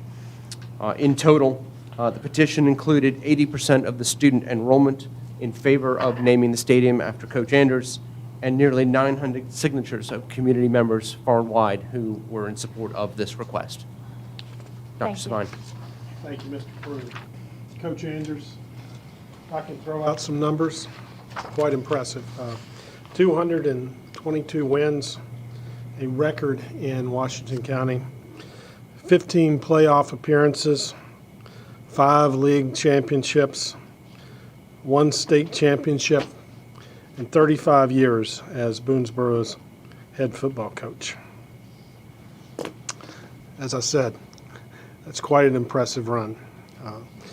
In that time, you've touched countless lives, without a doubt, and I know you've also received accolades and induction into the county and state coaching Hall of Fame. Most importantly, as a coach and as a teacher at the school, you held our athletes to high standards, both on the field and in the classroom. You've set them up for success beyond high school in many ways. For that, we thank you. I think I may be doing you a disservice to call you a legend in the Boonesboro community.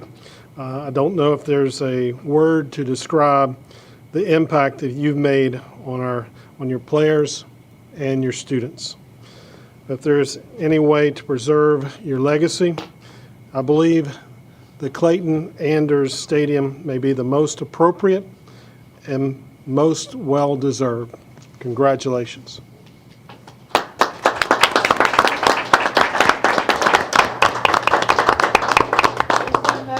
President Williams, I move to approve the naming of the Boonesboro High School Stadium as the Clayton Anders Stadium. Thank you, Dr. Zentmeyer. Is there a second? Thank you, Mrs. Murray. Any questions, any discussion?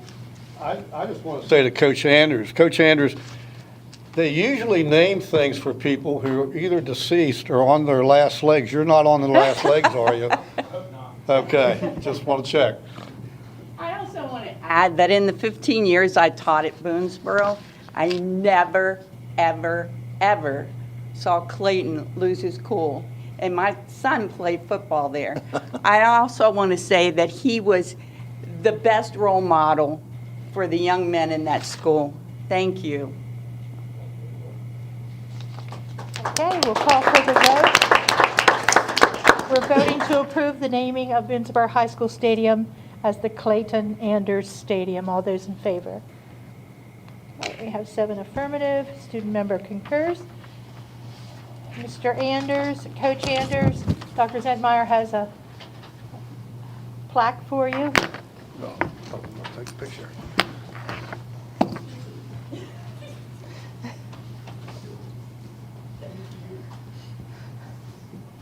I would just like to say, Will, it's my good fortune to land in Washington County 46 years ago. And it was my good fortune to be a student on at Boonesboro. I was fortunate to get rehired there after a 3-year deal had ended. And I always felt that community supported me. I'm proud to be part of Boonesboro alumni. I've been blessed by good administrators, and you know, my wife's a longtime West Virginia educator. I grew up in West Virginia. I'm so glad that I landed in Washington County. Thank you. Thank you for choosing Washington County, Coach. Nice save. Good hands. Good hands. Still got it. Come on, Mike.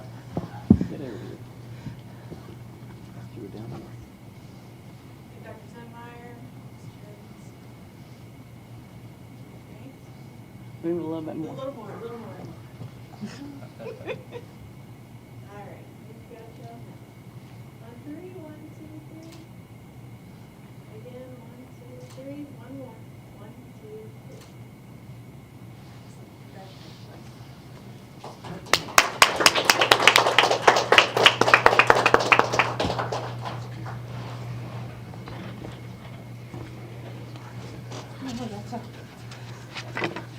Appreciate your help.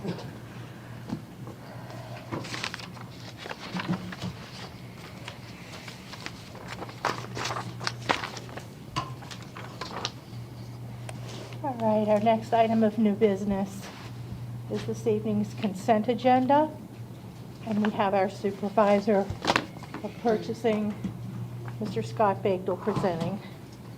Good evening, President Williams, members of the board, Dr. Sovine. Tonight I have 7 items for your review. These items were reviewed by our Purchasing Review Committee and are being recommended for approval, and staff is available if you have any additional questions. Thank you. Is there a motion?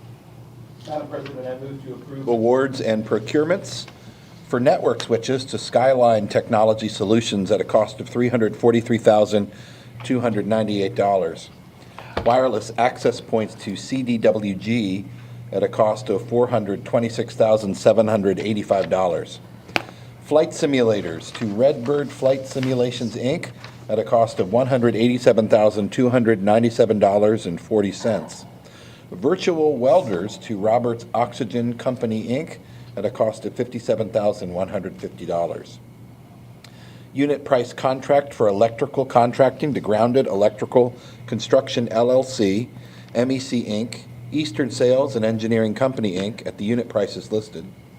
Unit price contract for asbestos abatement to Baxter Environmental Group, Inc., Boggs Environmental Consultants, Inc., Bristol Environmental, Inc., Retro Environmental, Inc., and Total Environmental Concepts at the unit prices listed.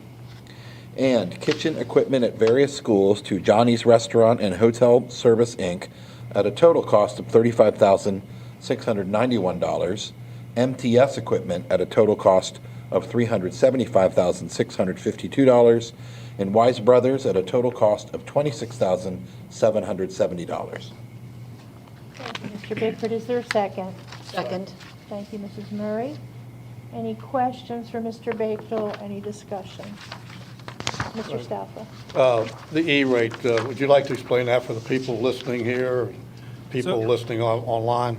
Sure. So E-rate is a federally funded program, and it's approved for technology purchases that directly affect the students, and we get 80% of the cost refunded back to us.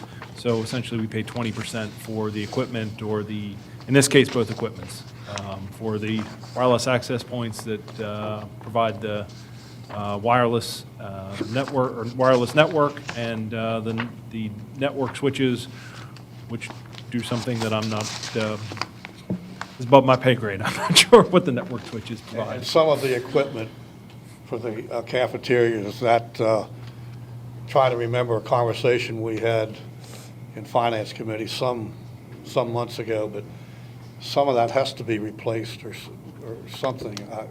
We had to spend money or something. Right. Then the food service has money that they need to utilize in their budget for Mr. Prue. for equipment, and then they have to. They can. Jeff is probably better at this than I, but no, they can only have so much of a fund balance. Right, so what we've shared previously with the Finance Committee, and I think last year as we presented the Food and Nutrition Service budget to the Board of Education, fund balances within the Food Service Department remained favorable over the last couple of years throughout the pandemic due to additional supports provided by the USDA through additional commodity programs, increases in reimbursements, and of course the Universal Free Meal Program. Subsequent to that, those fund balances need to be spent. There has to be a plan for them. By federal law, Food and Nutrition Services departments are to really be on more of a break-even status and should not carry more than 3 months operating expense within their fund balance. So, equipment has been something we've chased here for a long time within the Food Service Fund. They are, an enterprise fund and fully self-sustaining. So Mr. Embley is taking an opportunity to utilize those resources he has available in the fund balance and really replace a lot of aging equipment throughout the system. Any other questions? Okay, then we're voting on the approval of this evening's consent agenda as read by Mr. Bickford. All those in favor? Okay, we have 7 affirmatives. Student member concurs. Thank you. Thank you. Thank you, Mr. Prue.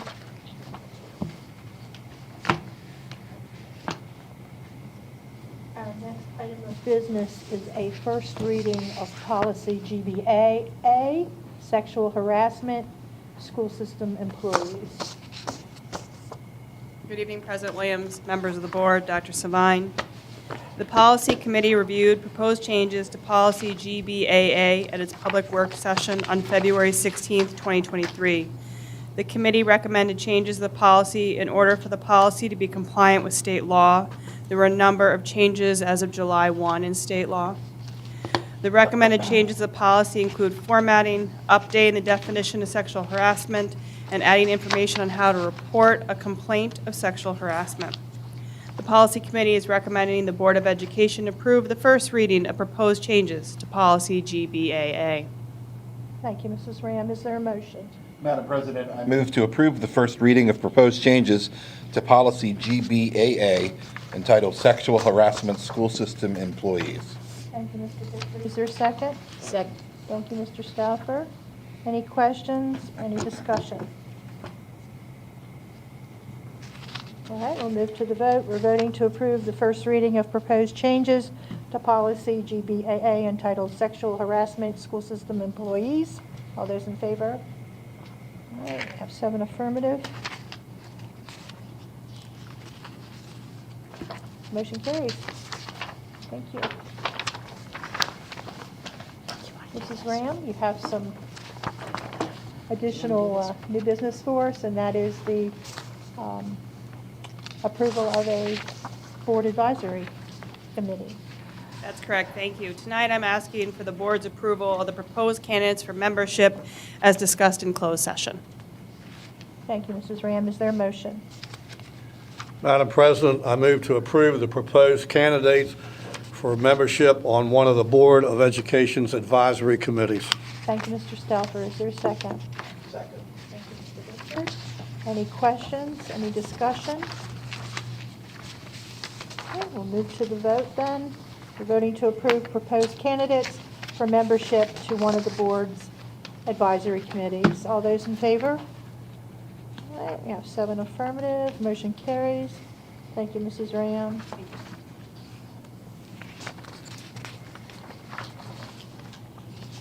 Our next item, and our last item of new business, is consideration of the virtual instruction day plan with Dr. Webster, our Associate Superintendent for Administration and Leadership, presenting.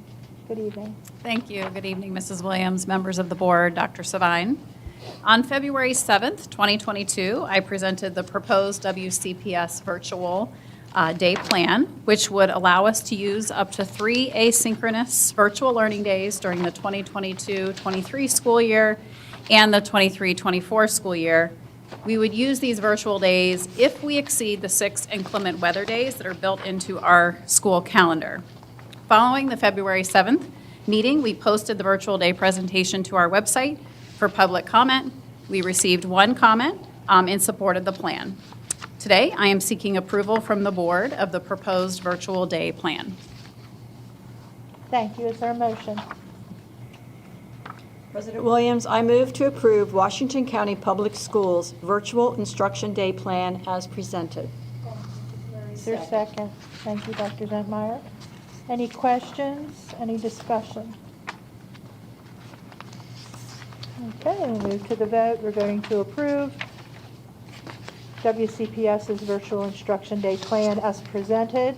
All those in favor? Okay, we have 7 affirmative. Student member concurs. We have an approved plan.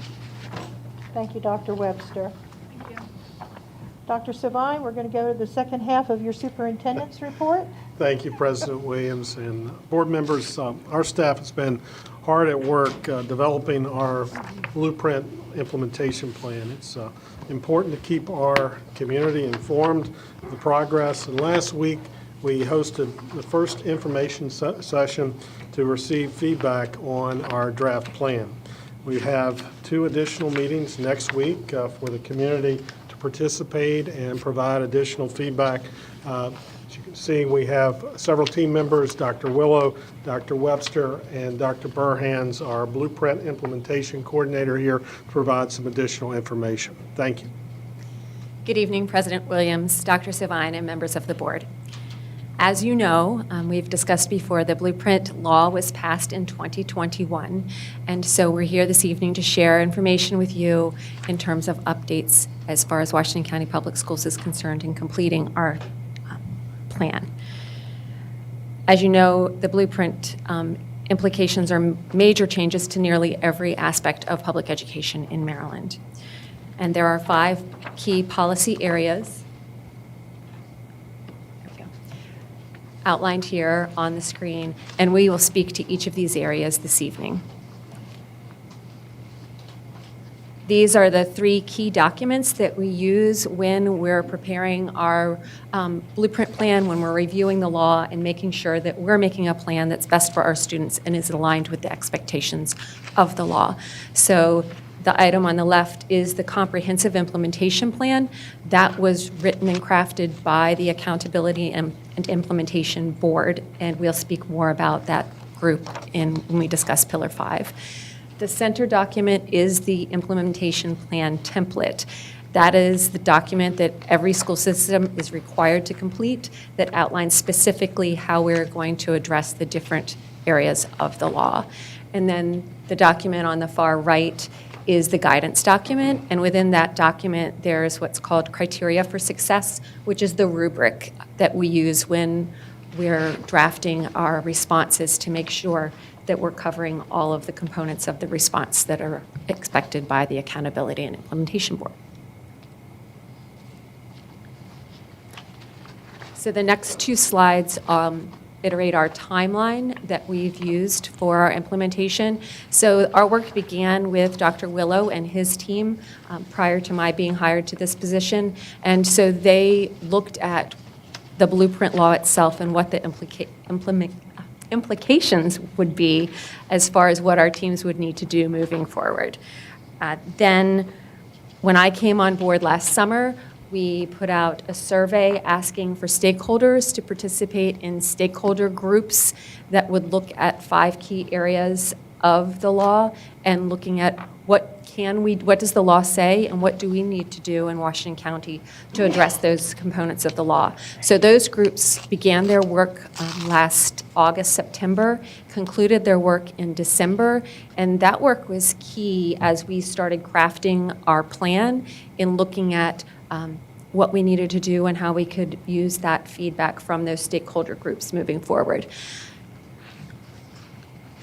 Now, we're in the process of continuing to revise our draft plan. So last Wednesday night, we published our draft plan on the website, so it is there for anyone in the community to review. We also have a stakeholder survey that's on the site that we certainly want folks to give us their feedback, what's in the survey or actual prompts from the implementation plan. We'll continue to revise. Actually, we've been revising throughout the weekend and today, so there have been revisions to that plan. We'll post our updated revisions as we move forward and use that feedback from the surveys. Our final plan, and from the information nights, which we had one last week, as Dr. Savine stated, and we'll have 2 next week on Monday and Tuesday. Then we'll continue to revise our plan, and we will submit it on March 15th. So now we're going to talk to you about each of the pillars and share some information and updates, and then we'll take questions if there are any questions after we finish with Pillar 5. So the blueprint plan itself that we have on our website is currently at, I believe, about 160 pages. And it can be confusing for someone to go through and be able to provide feedback. So audience members would have been able to receive this, board members. This is sort of our one-pager that captures, it's a big page, yeah, but it captures really the essence of what's in the blueprint plan. Sometimes there's a little bit of confusion around timelines. The blueprint plan prescribes when we have to meet these different requirements. There's no 3rd gear, 4th gear. It's one consistent gear. Our plan is how we're going to meet these requirements. So if we take a look at Pillar 1, for example, for us, we are well positioned. We have pre-K for all 4-year-olds in every elementary school and in 2 high schools. Our challenge is that we know there are 700 to 800 3-year-olds that qualify for free pre-K. So the plan then is how will we serve the needs of those 3-year-old pre-K students? And that is Pillar 1. So what we are doing is continuing to work with our community partners. We recognize that we are at capacity at many of our elementary schools and that we need our community daycare providers to come on board and work with us to qualify for the free 3-year-old free pre-K. How are we doing that? You'll see through information nights, going out and meeting individually with our pre-K providers, our daycare providers, and working with them to fill out the necessary blueprint requirements so that they can indeed offer 3-year-old pre-K. That is Pillar 1 in a nutshell. And Pillar 2 focuses on really elevating the teaching profession and support for teachers once they're in the profession and retention. And some of the highlights around Pillar 2, the expectations are that we increase the starting salary for new teachers, that there be additional compensation for teachers who earn their national board certification, that we provide additional pay for highly qualified teachers who work in our high poverty schools, and the creation of a career ladder that will increase planning, collaboration, and learning time for teachers. We are well into our work in Pillar 2 in WCPS. We're on track to meet that starting salary for teachers, and we currently have the highest starting salary in the state of Maryland. We've also increased planning time for our high school teachers, and we'll be implementing a common middle school schedule for the 23-24 school year that will do the same in our middle schools. And we've begun planning for how we will tackle the need to increase planning time for our elementary teachers as well. We've also established university partnerships to support the development of teachers into the field, and we'll be continuing to build out the facets of our career ladder. Pillar 3 highlights the work that we did with the program of studies earlier this year. The highlights for Pillar 3 include removing financial barriers. Starting next year, AP exams are free for students. IB exams are free for students. If you remember earlier, Dr. Savine mentioned that we are now paying for dual credit enrollment classes at HCC.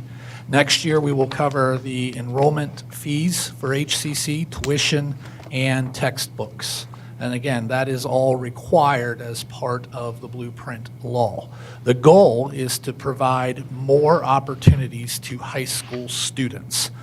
We continue to work around our CTE programs, looking at expansion where appropriate.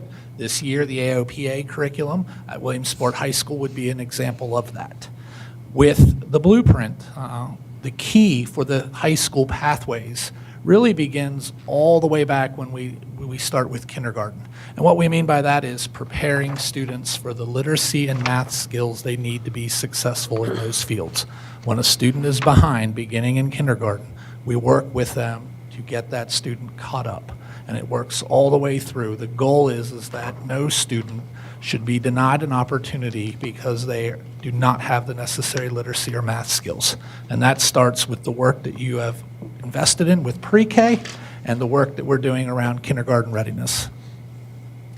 Pillar 4 focuses on the strengthening of wraparound services through supporting the expansion of community schools. And in Maryland, community schools are defined as those receiving concentration of poverty grants, which are given to schools with 55% or higher of their students receiving free and reduced lunch. Pillar 4 also provides for increased funding for students who receive special education and English learning services. And WCPS currently has 8 community schools, and we will be adding 4 more in the 23-24 school year. Our work in this pillar also includes the availability of wraparound services at all of our schools, and we're exploring how to expand the ease of access to these services. This year, we've also added additional tutors and teachers of English language learners, as well as board-certified behavioral analysts to support our students who receive special education services.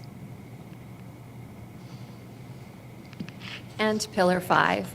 Pillar 5 is structured to promote accountability and to make sure that the law is being implemented by the state and by each county. So the Accountability and Implementation Board, which I referred to earlier, of course we call it the AIB because we love acronyms, is an independent group, and they're responsible for making sure that the state and the counties are implementing the blueprint. Underneath the Accountability and Implementation Board is a Career and Technical Education Committee, and they are tasked with making sure that we're building an integrated, globally competitive CTE framework for public schools, institutions of post-secondary education, and the workforce. Then there are expert review teams. Expert review teams are comprised of educators who go and analyze Blueprint implementation in our struggling schools around the state and collaborate with those schools to support them in the development of plans to make sure that students are making sufficient progress and developing strategies to address issues. Finally, in Pillar 5 is the establishment of Blueprint coordinators within each local education system. So that's me. And my job is to oversee the Blueprint and to make sure that we're implementing it properly.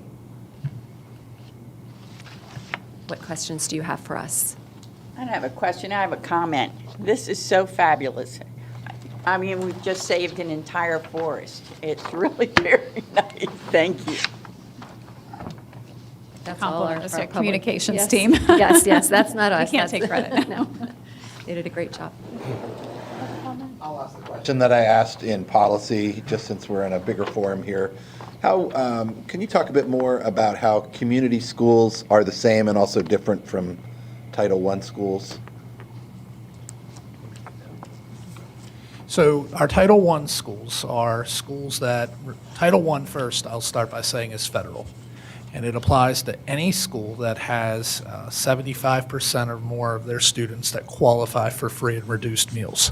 Once you hit 75%, you're automatically a Title I school. So Title I comes in federal dollars, and the idea behind it is to provide additional supports. It can be in the form of administrators, counselors, teachers, to our Title I schools to help our students achieve at higher levels. Community schools are state-funded. They're part of Blueprint.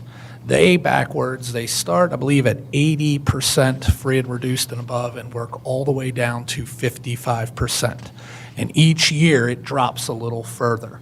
There are two types of community school funding. There is the personnel grant, which includes a nurse and a counselor, or coordinator now is what we refer to it as. And then there is a per pupil allocation that occurs, and that gets greater over 5 years. So the schools that are coming on board next year, to Dr. Webster's point, are now at that threshold where they've become community schools. And it will keep going back until every school that is above 55% free and reduced meals is a community school. They have to work together, to your point, Mr. Bickford, of what we talked about earlier, because they do serve the same student population, and it's really what we call the braiding of funds. So Title I might pay for something, community schools might pay for something else, and it's working together to best meet the needs of students.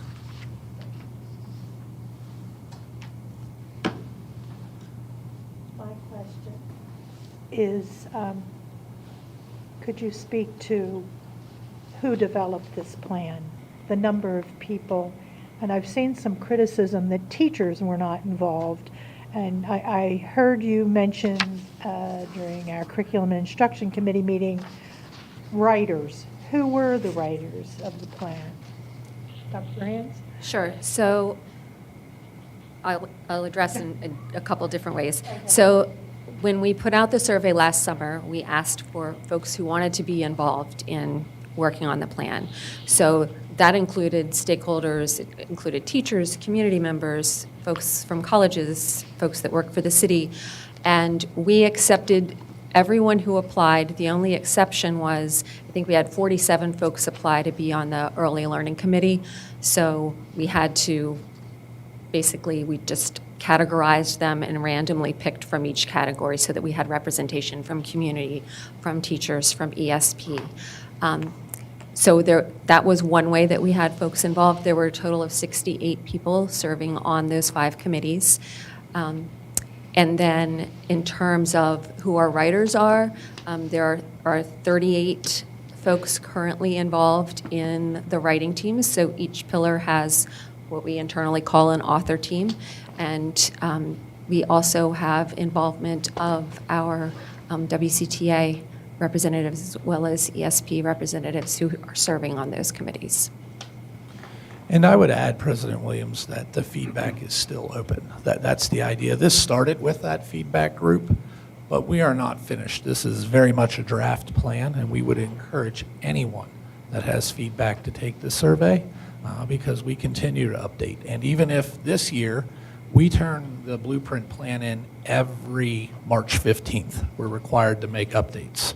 So this is not a one and done. This is for the next 8, 9, 10 years that there'll be an opportunity to provide additional feedback. So the 38 writers that you speak of, Dr. Burhans, would any of the 38 have been a part of the 68 that were on the committee? Some of them, yes. Some of them. Mhm. Okay. And an additional point to what Dr. Willow was just saying, and I just lost my train of thought. Never mind. Thank you. Thank you for answering my questions. Colleagues, any other questions? President Williams, if I may, I'd like to ask our Blueprint presentation team to remain for just a second, because I think it's important to recognize the leadership of Dr. Burhans, Dr. Webster, Dr. Willow, and the entire team. It is a very large team, and we appreciate their attention to detail, their engagement. As Dr. Willow has referenced, this is a draft, and we welcome the feedback. But I also want to just lift up this team. We were one of the first districts to submit and received feedback from the Accountability Implementation Board. And I believe that was very intentional because Washington County is looked to as a leading county to do this work. There's confidence in leadership. There's confidence in our teachers. There's confidence in our citizens to engage in meaningful ways to lead the state of Maryland. This is very bold legislature that is transformational to make a positive impact for our students and our community. And I want to thank you for leading this work.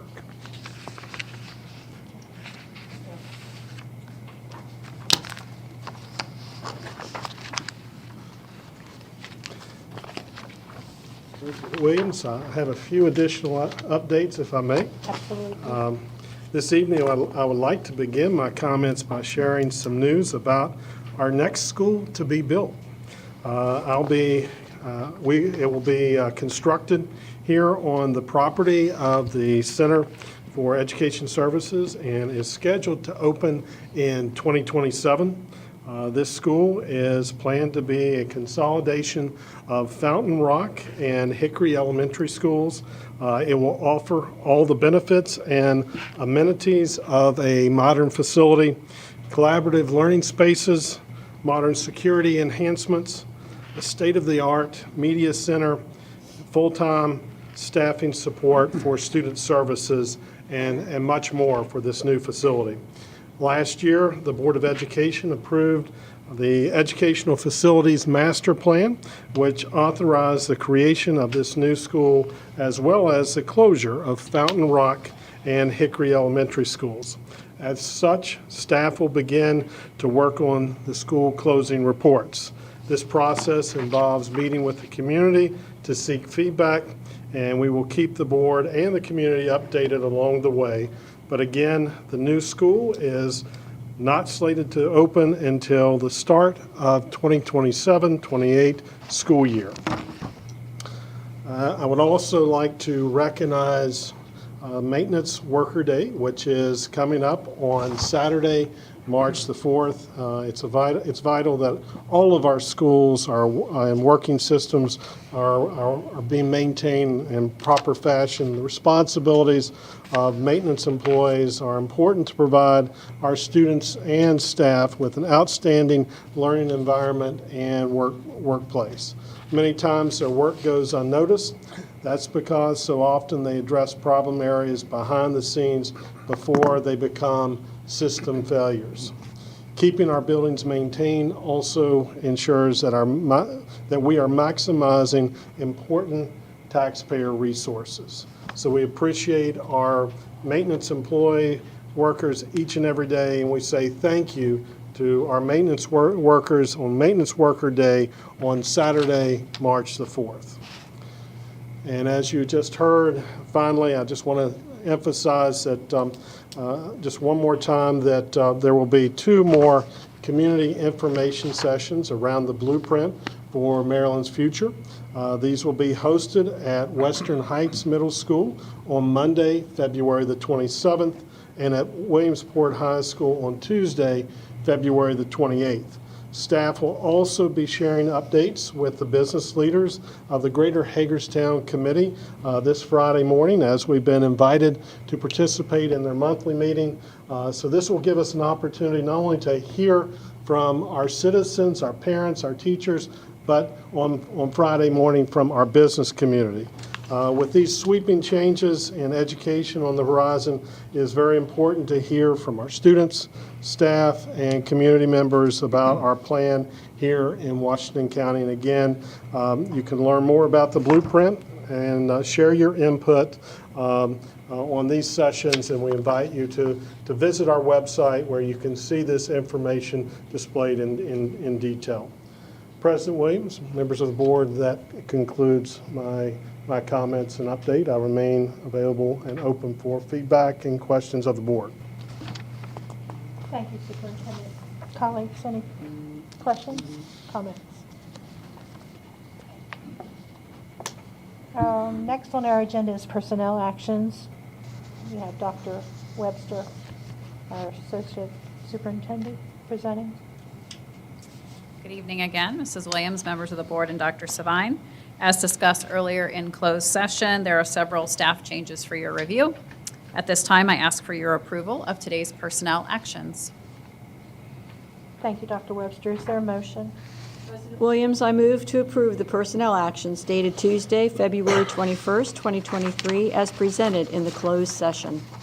Thank you, Mrs. Murray. Is there a second? Second. Thank you, Dr. Zentmeyer. Any questions?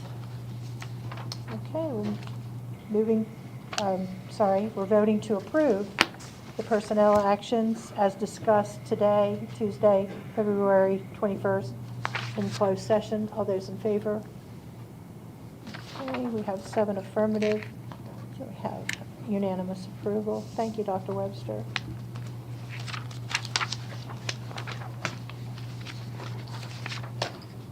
Under reports to the board, our first item is a legislative briefing on the legislative session that is happening now. Good evening, Mrs. Ersprung. Good evening, President Williams, members of the board, and Dr. Savine. This has been a little bit of a lengthy meeting, so I'm going to try to keep this brief. We're a little more than a third of the way through our 90-day legislative session. And despite being that far through, we're still kind of in the infancy of the legislative process as a whole, and the progression that bills take through the process. As a result, it's kind of unclear what bills are going to have legs and will actually move versus the ones that are going to stall and kind of peter out and fail. Right now, our office is tracking 318 bills, and MABE, who does a lot of the advocacy for school systems, is tracking just over 350 bills. They track some local bills and some other ones that we don't have an immediate interest in, but they do provide updates. So if something happens in one of the bills that we are not actively tracking that makes it a concern for us, we will know about that so that we can start being more proactive in tracking it ourselves. The bill introduction date has passed in both chambers. And all that means is that if a bill is introduced now in the Senate or the House, it needs to go through the Rules Committee, and the Rules Committee will determine if it should get a bill hearing, whereas bills that were introduced before February 6th in the Senate and February 10th in the House automatically get bill hearings and go through the entire process. Anything that is introduced now may or may not get a hearing and move forward. So again, for the most part, bills are in the midst of committee hearings. Few bills have received committee reports, which is the first step to it being voted on by the entire body, and fewer still have been voted on by the body and crossed into the other chamber. That being said, our next legislative update, which will be on March 21st, is the day after crossover day. So the next meeting, I'll definitely be able to provide a little more specific input into what bills are really moving forward and we need to keep an eye on. I did want to inform the board that the legislative response team has approved the submission of testimony on behalf of the Board of Education on 3 bills so far this legislative session. The first one, we submitted opposition to Senate Bill 206, which is a cross-file with House Bill 85. That's a collective bargaining bill that would make class size a permissive topic of bargaining. Right now, class size, along with school calendar, they're both illegal topics of bargaining. And this seeks to make it a permissive topic. The testimony we submitted largely focused on the concern that if class size becomes a permissive topic of bargaining, there's a likelihood that class size caps could occur, and we have concerns about inadequate funding should that occur, space size concerns in our facilities, and it's no surprise that there is a shortage of qualified teachers right now, so if you start capping class sizes, you need to bring in more staff, and all of that could be challenging. We also submitted testimony in support with recommended amendments of House Bill 485, which has a cross-file of Senate Bill 360, and that's a construction bill. Right now, our school system is required to obtain approval from the state superintendent for school renovation projects that are $350,000 or more. That number has been in effect for more than 25 years. So this bill, among other things, is looking to increase that threshold limit to $500,000 so that not quite so many projects need to go through the approval process. We're supporting that, and we've asked, our requested amendment was to increase that amount to $1 million, just to try to keep up with inflation. At this point, 25 years later, more than 25 years later, that $350,000 threshold is catching a lot of projects that it was never intended to catch, and it just slows down our process as we wait for state approval and maybe have to answer some questions. So again, we're supporting that, but asked for the amendment to further increase that threshold. And then the final bill is House Bill 628, which has a cross-file of Senate Bill 557, and that's a universal expansion of breakfast and lunch programs. So essentially, that bill would ensure that all Maryland school students have access to free school breakfast and lunch. It's a good bill for families. There's a cost savings involved, and it aligns with the governor's goal of reducing or eliminating childhood poverty. And it's good for schools because it eliminates or greatly reduces meal debts that our staff needs to collect, and sometimes are unable to do so, so we have to use other funds to cover those expenses. And Mr. Prue, Mr. Embley, who's the supervisor of Food and Nutrition Services, and myself will actually be heading to Annapolis tomorrow to provide live testimony in support of that bill. And then finally, you may recall that prior to the start of the session, we spoke with the Washington County delegation about concerns we had with the Family and Medical Leave Insurance Program, which is known as the Time to Care Act, and that passed last session. And our concern mainly is around the cost that would be associated with the employer contributions to that program. At the delegation's request, we provided them with information about the types and amounts of leave available to our employees, and we provided some proposed amendments. The last we've heard is that the delegation sent our request through the bill drafting process, but they've not received it back yet. So we're not really sure where that stands, if the bill will be completed. And again, at this point, even if it is completed and is presented, it may or may not move forward depending on what happens with the Rules Committee.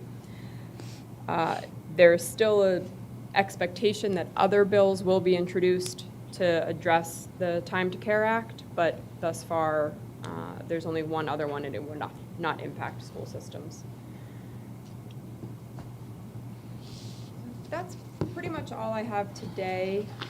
Again, our next legislative update is after crossover day, so at that point, many bills will have received reports and crossed to either the House or Senate, depending on where it came from, and then we'll be able to better know, like I said, kind of what's moving and what we really need to be keeping an eye on right now. There are so many bills out there that it's hard to really narrow down what we need to be watching.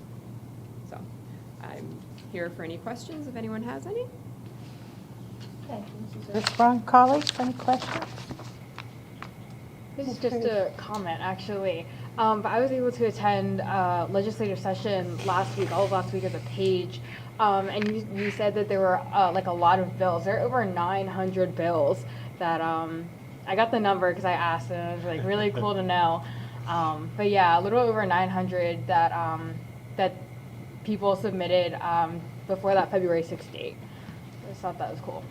Yeah, at this point, between the House and Senate, they're up to more than 2,200 bills. Oh my gosh. I think the okay. Senate has just over 900 and the House has Okay. 12 something, so. Gotcha. A lot of legislation out there. Yeah, I'm sorry. I was in the Senate. I was assigned to the Senate. Yeah. I would like to thank staff for the prepared testimony that was prepared and submitted on behalf of the board. And I want to thank you and your fellow staff members who are traveling to Annapolis tomorrow to offer testimony in person. So thank you for that. And to my fellow members of the LRT, it's important that you read your email regularly so that you can respond quickly to what we get from our legal department so that we're prepared to... Respond to your text saying, read your email. Yeah, well, that's the way it works. Wait for the prompt, okay. Very good at saying, there's an urgent issue you need to respond to. We appreciate everyone's Yes, we attention do. to those Yes, issues. Yes, so thank you. Thank you for all you're doing for us. And I would Appreciate just it. say to my fellow board members, I send you, each time the May Legislative Committee meets, the agenda, and then all the supporting documents and so forth that you can see. It never amazes me, some of the ideas that come up in the state legislature to add more burden on public schools. It's amazing some years when you read some of the bills. Fortunately, many of them don't get passed. I can't imagine how you're tracking 318 bills, but thank you for doing it. That's Jamie mostly. That's She, Jamie? Well- Yeah. The website is pretty user-friendly, so we can elect which ones we want to follow, and then we get updates and that. But watching all the bill hearings and keeping on top of everything is We knew it was going to be a task. huge undertaking to do this in-house, so we appreciate all you're doing for us. We will learn much from this legislative session. indeed. Thank you, Patty. All right, we'll move to board member committee reports. Dr. Zummeyer, would you like to begin down there with Sure. curriculum instruction? C and I met last Friday. We discussed the blueprint that was presented here this evening. Let me reiterate, there are two more information sessions, February 27th, February 28th, 5 p.m., Western Heights, and then the 28th is at Williamsport High School. If you're unfamiliar, that's really where you need to start. We also considered the spring 22 MCAP data, and our next meeting will be March 30th, 1 p.m. at Boonesboro High School. Thank you. Mr. Evans, Finance Committee? Today. Thank you. Mr. Guthrie, facilities? Sure, facilities met last Friday, and a few of the items that were on discussion was the food service facility improvement report with Mike Embley gave, and he talked about that tonight. Our timeline for our School One, we've got some information on that, and the summer projects that's coming up. Already starting to talk about summer projects, I mean, like, good night. One of the new developments that we are keeping an eye on is Rock Spring Developments Townhomes at Rock Springs. That's been a development in probably, I think it's probably been 20 years. It's actually behind Target. That development that's had a sign there says we're going to be developing it. It's come back on to the focus. It looks like it will affect the area of about 45 students once it's fulfilled and built out. So we are watching that along with many other ones that they say they're going to happen and they haven't. So this again may be one of those that happens but may not be fully implemented anytime soon, so we will watch. So that's all for facilities. For Human Resources, Mrs. Murray? Yes, Human Resources met on Tuesday, January 24th. Joni Burkhart gave us an overview of the Maryland Accelerates program. It's a 3-year program that places resident teachers with experienced teachers in Title I elementary schools and Title I similar middle and high schools. These teachers will get classroom experience during the day and then do classwork in the evening. Sandy Hammond spoke about ESP hiring and also that WCPS is having Tech Tuesdays where ESPs can sign up to learn computer programs like Word and Excel. Lindsay Darr informed us about teacher hiring and the teacher transfer process. Regina Keller presented an update on A&S positions. And lastly, we had a recruitment update from Tim Haynes. More colleges are returning to campus job fairs for in-person recruiting. And HR is also planning several ways to engage future hires, like videos showing current employees, telling about their jobs and what they like about them, etc.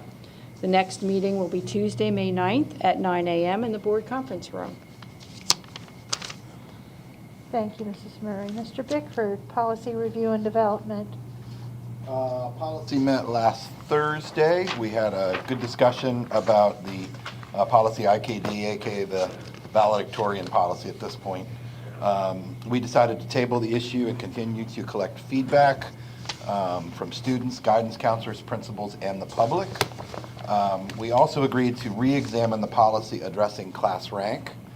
Policy committee will meet again on Thursday, March 23rd at 1 p.m.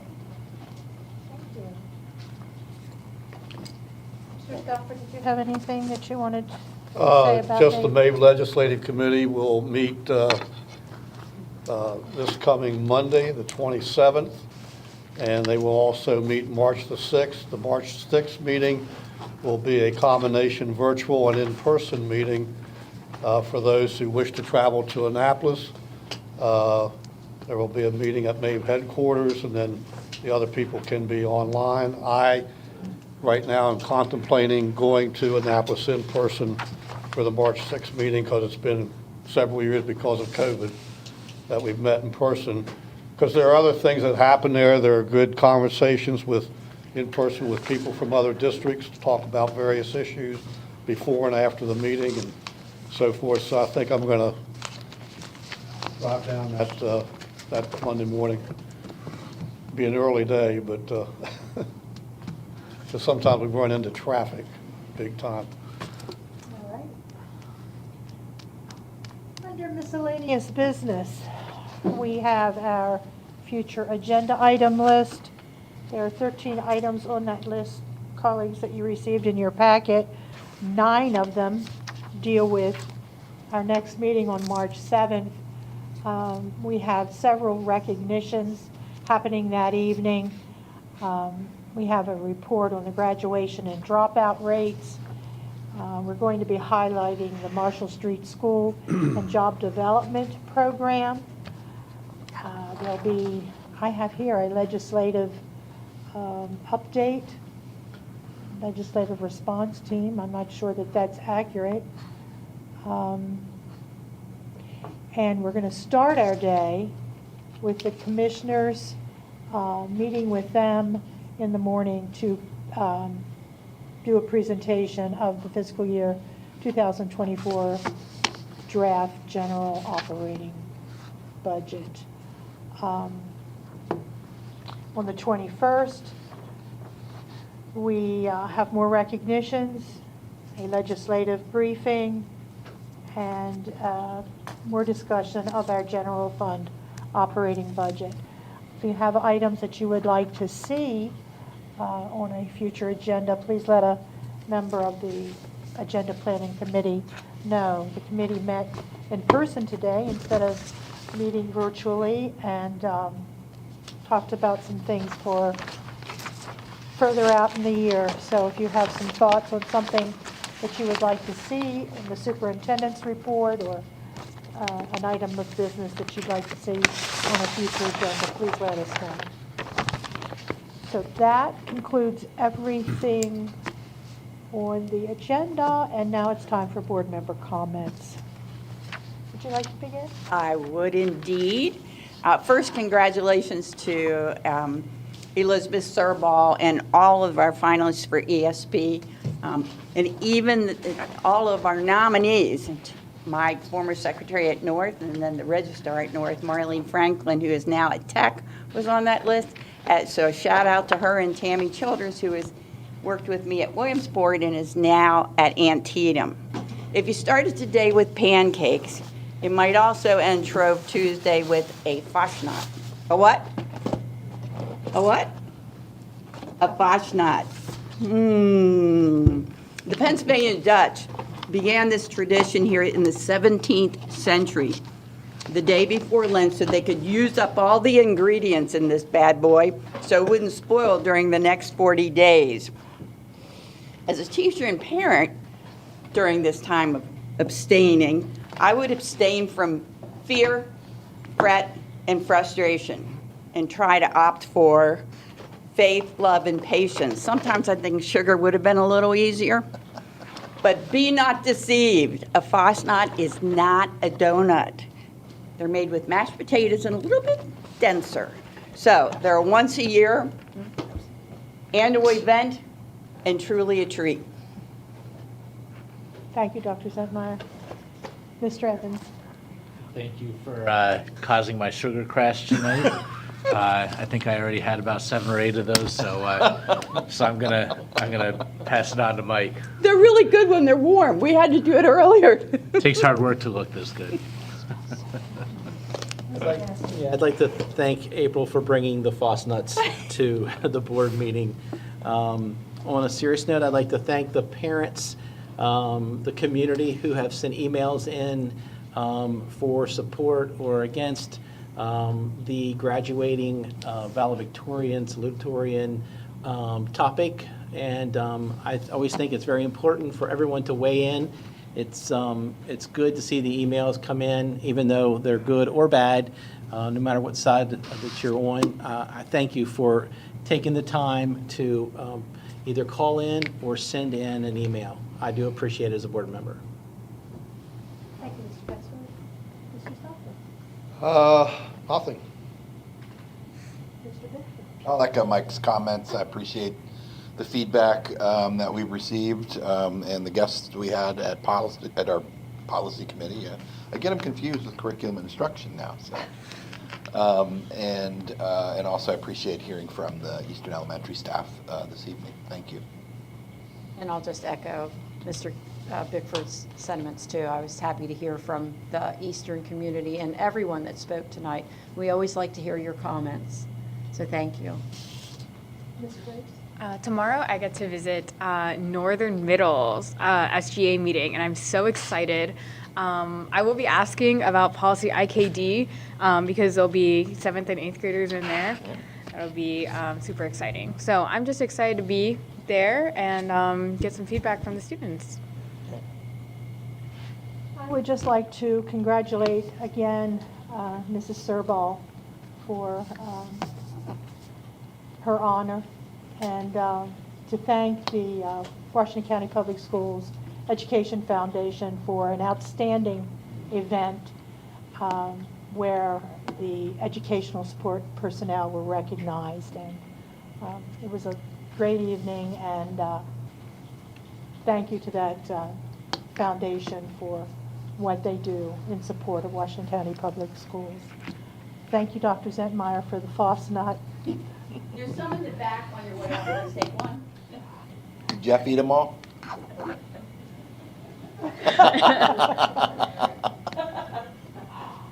So, to those of you who are still remaining to the very end of the meeting, thank you for coming out. Travel safely home. We appreciate you being here with us. And we are adjourned.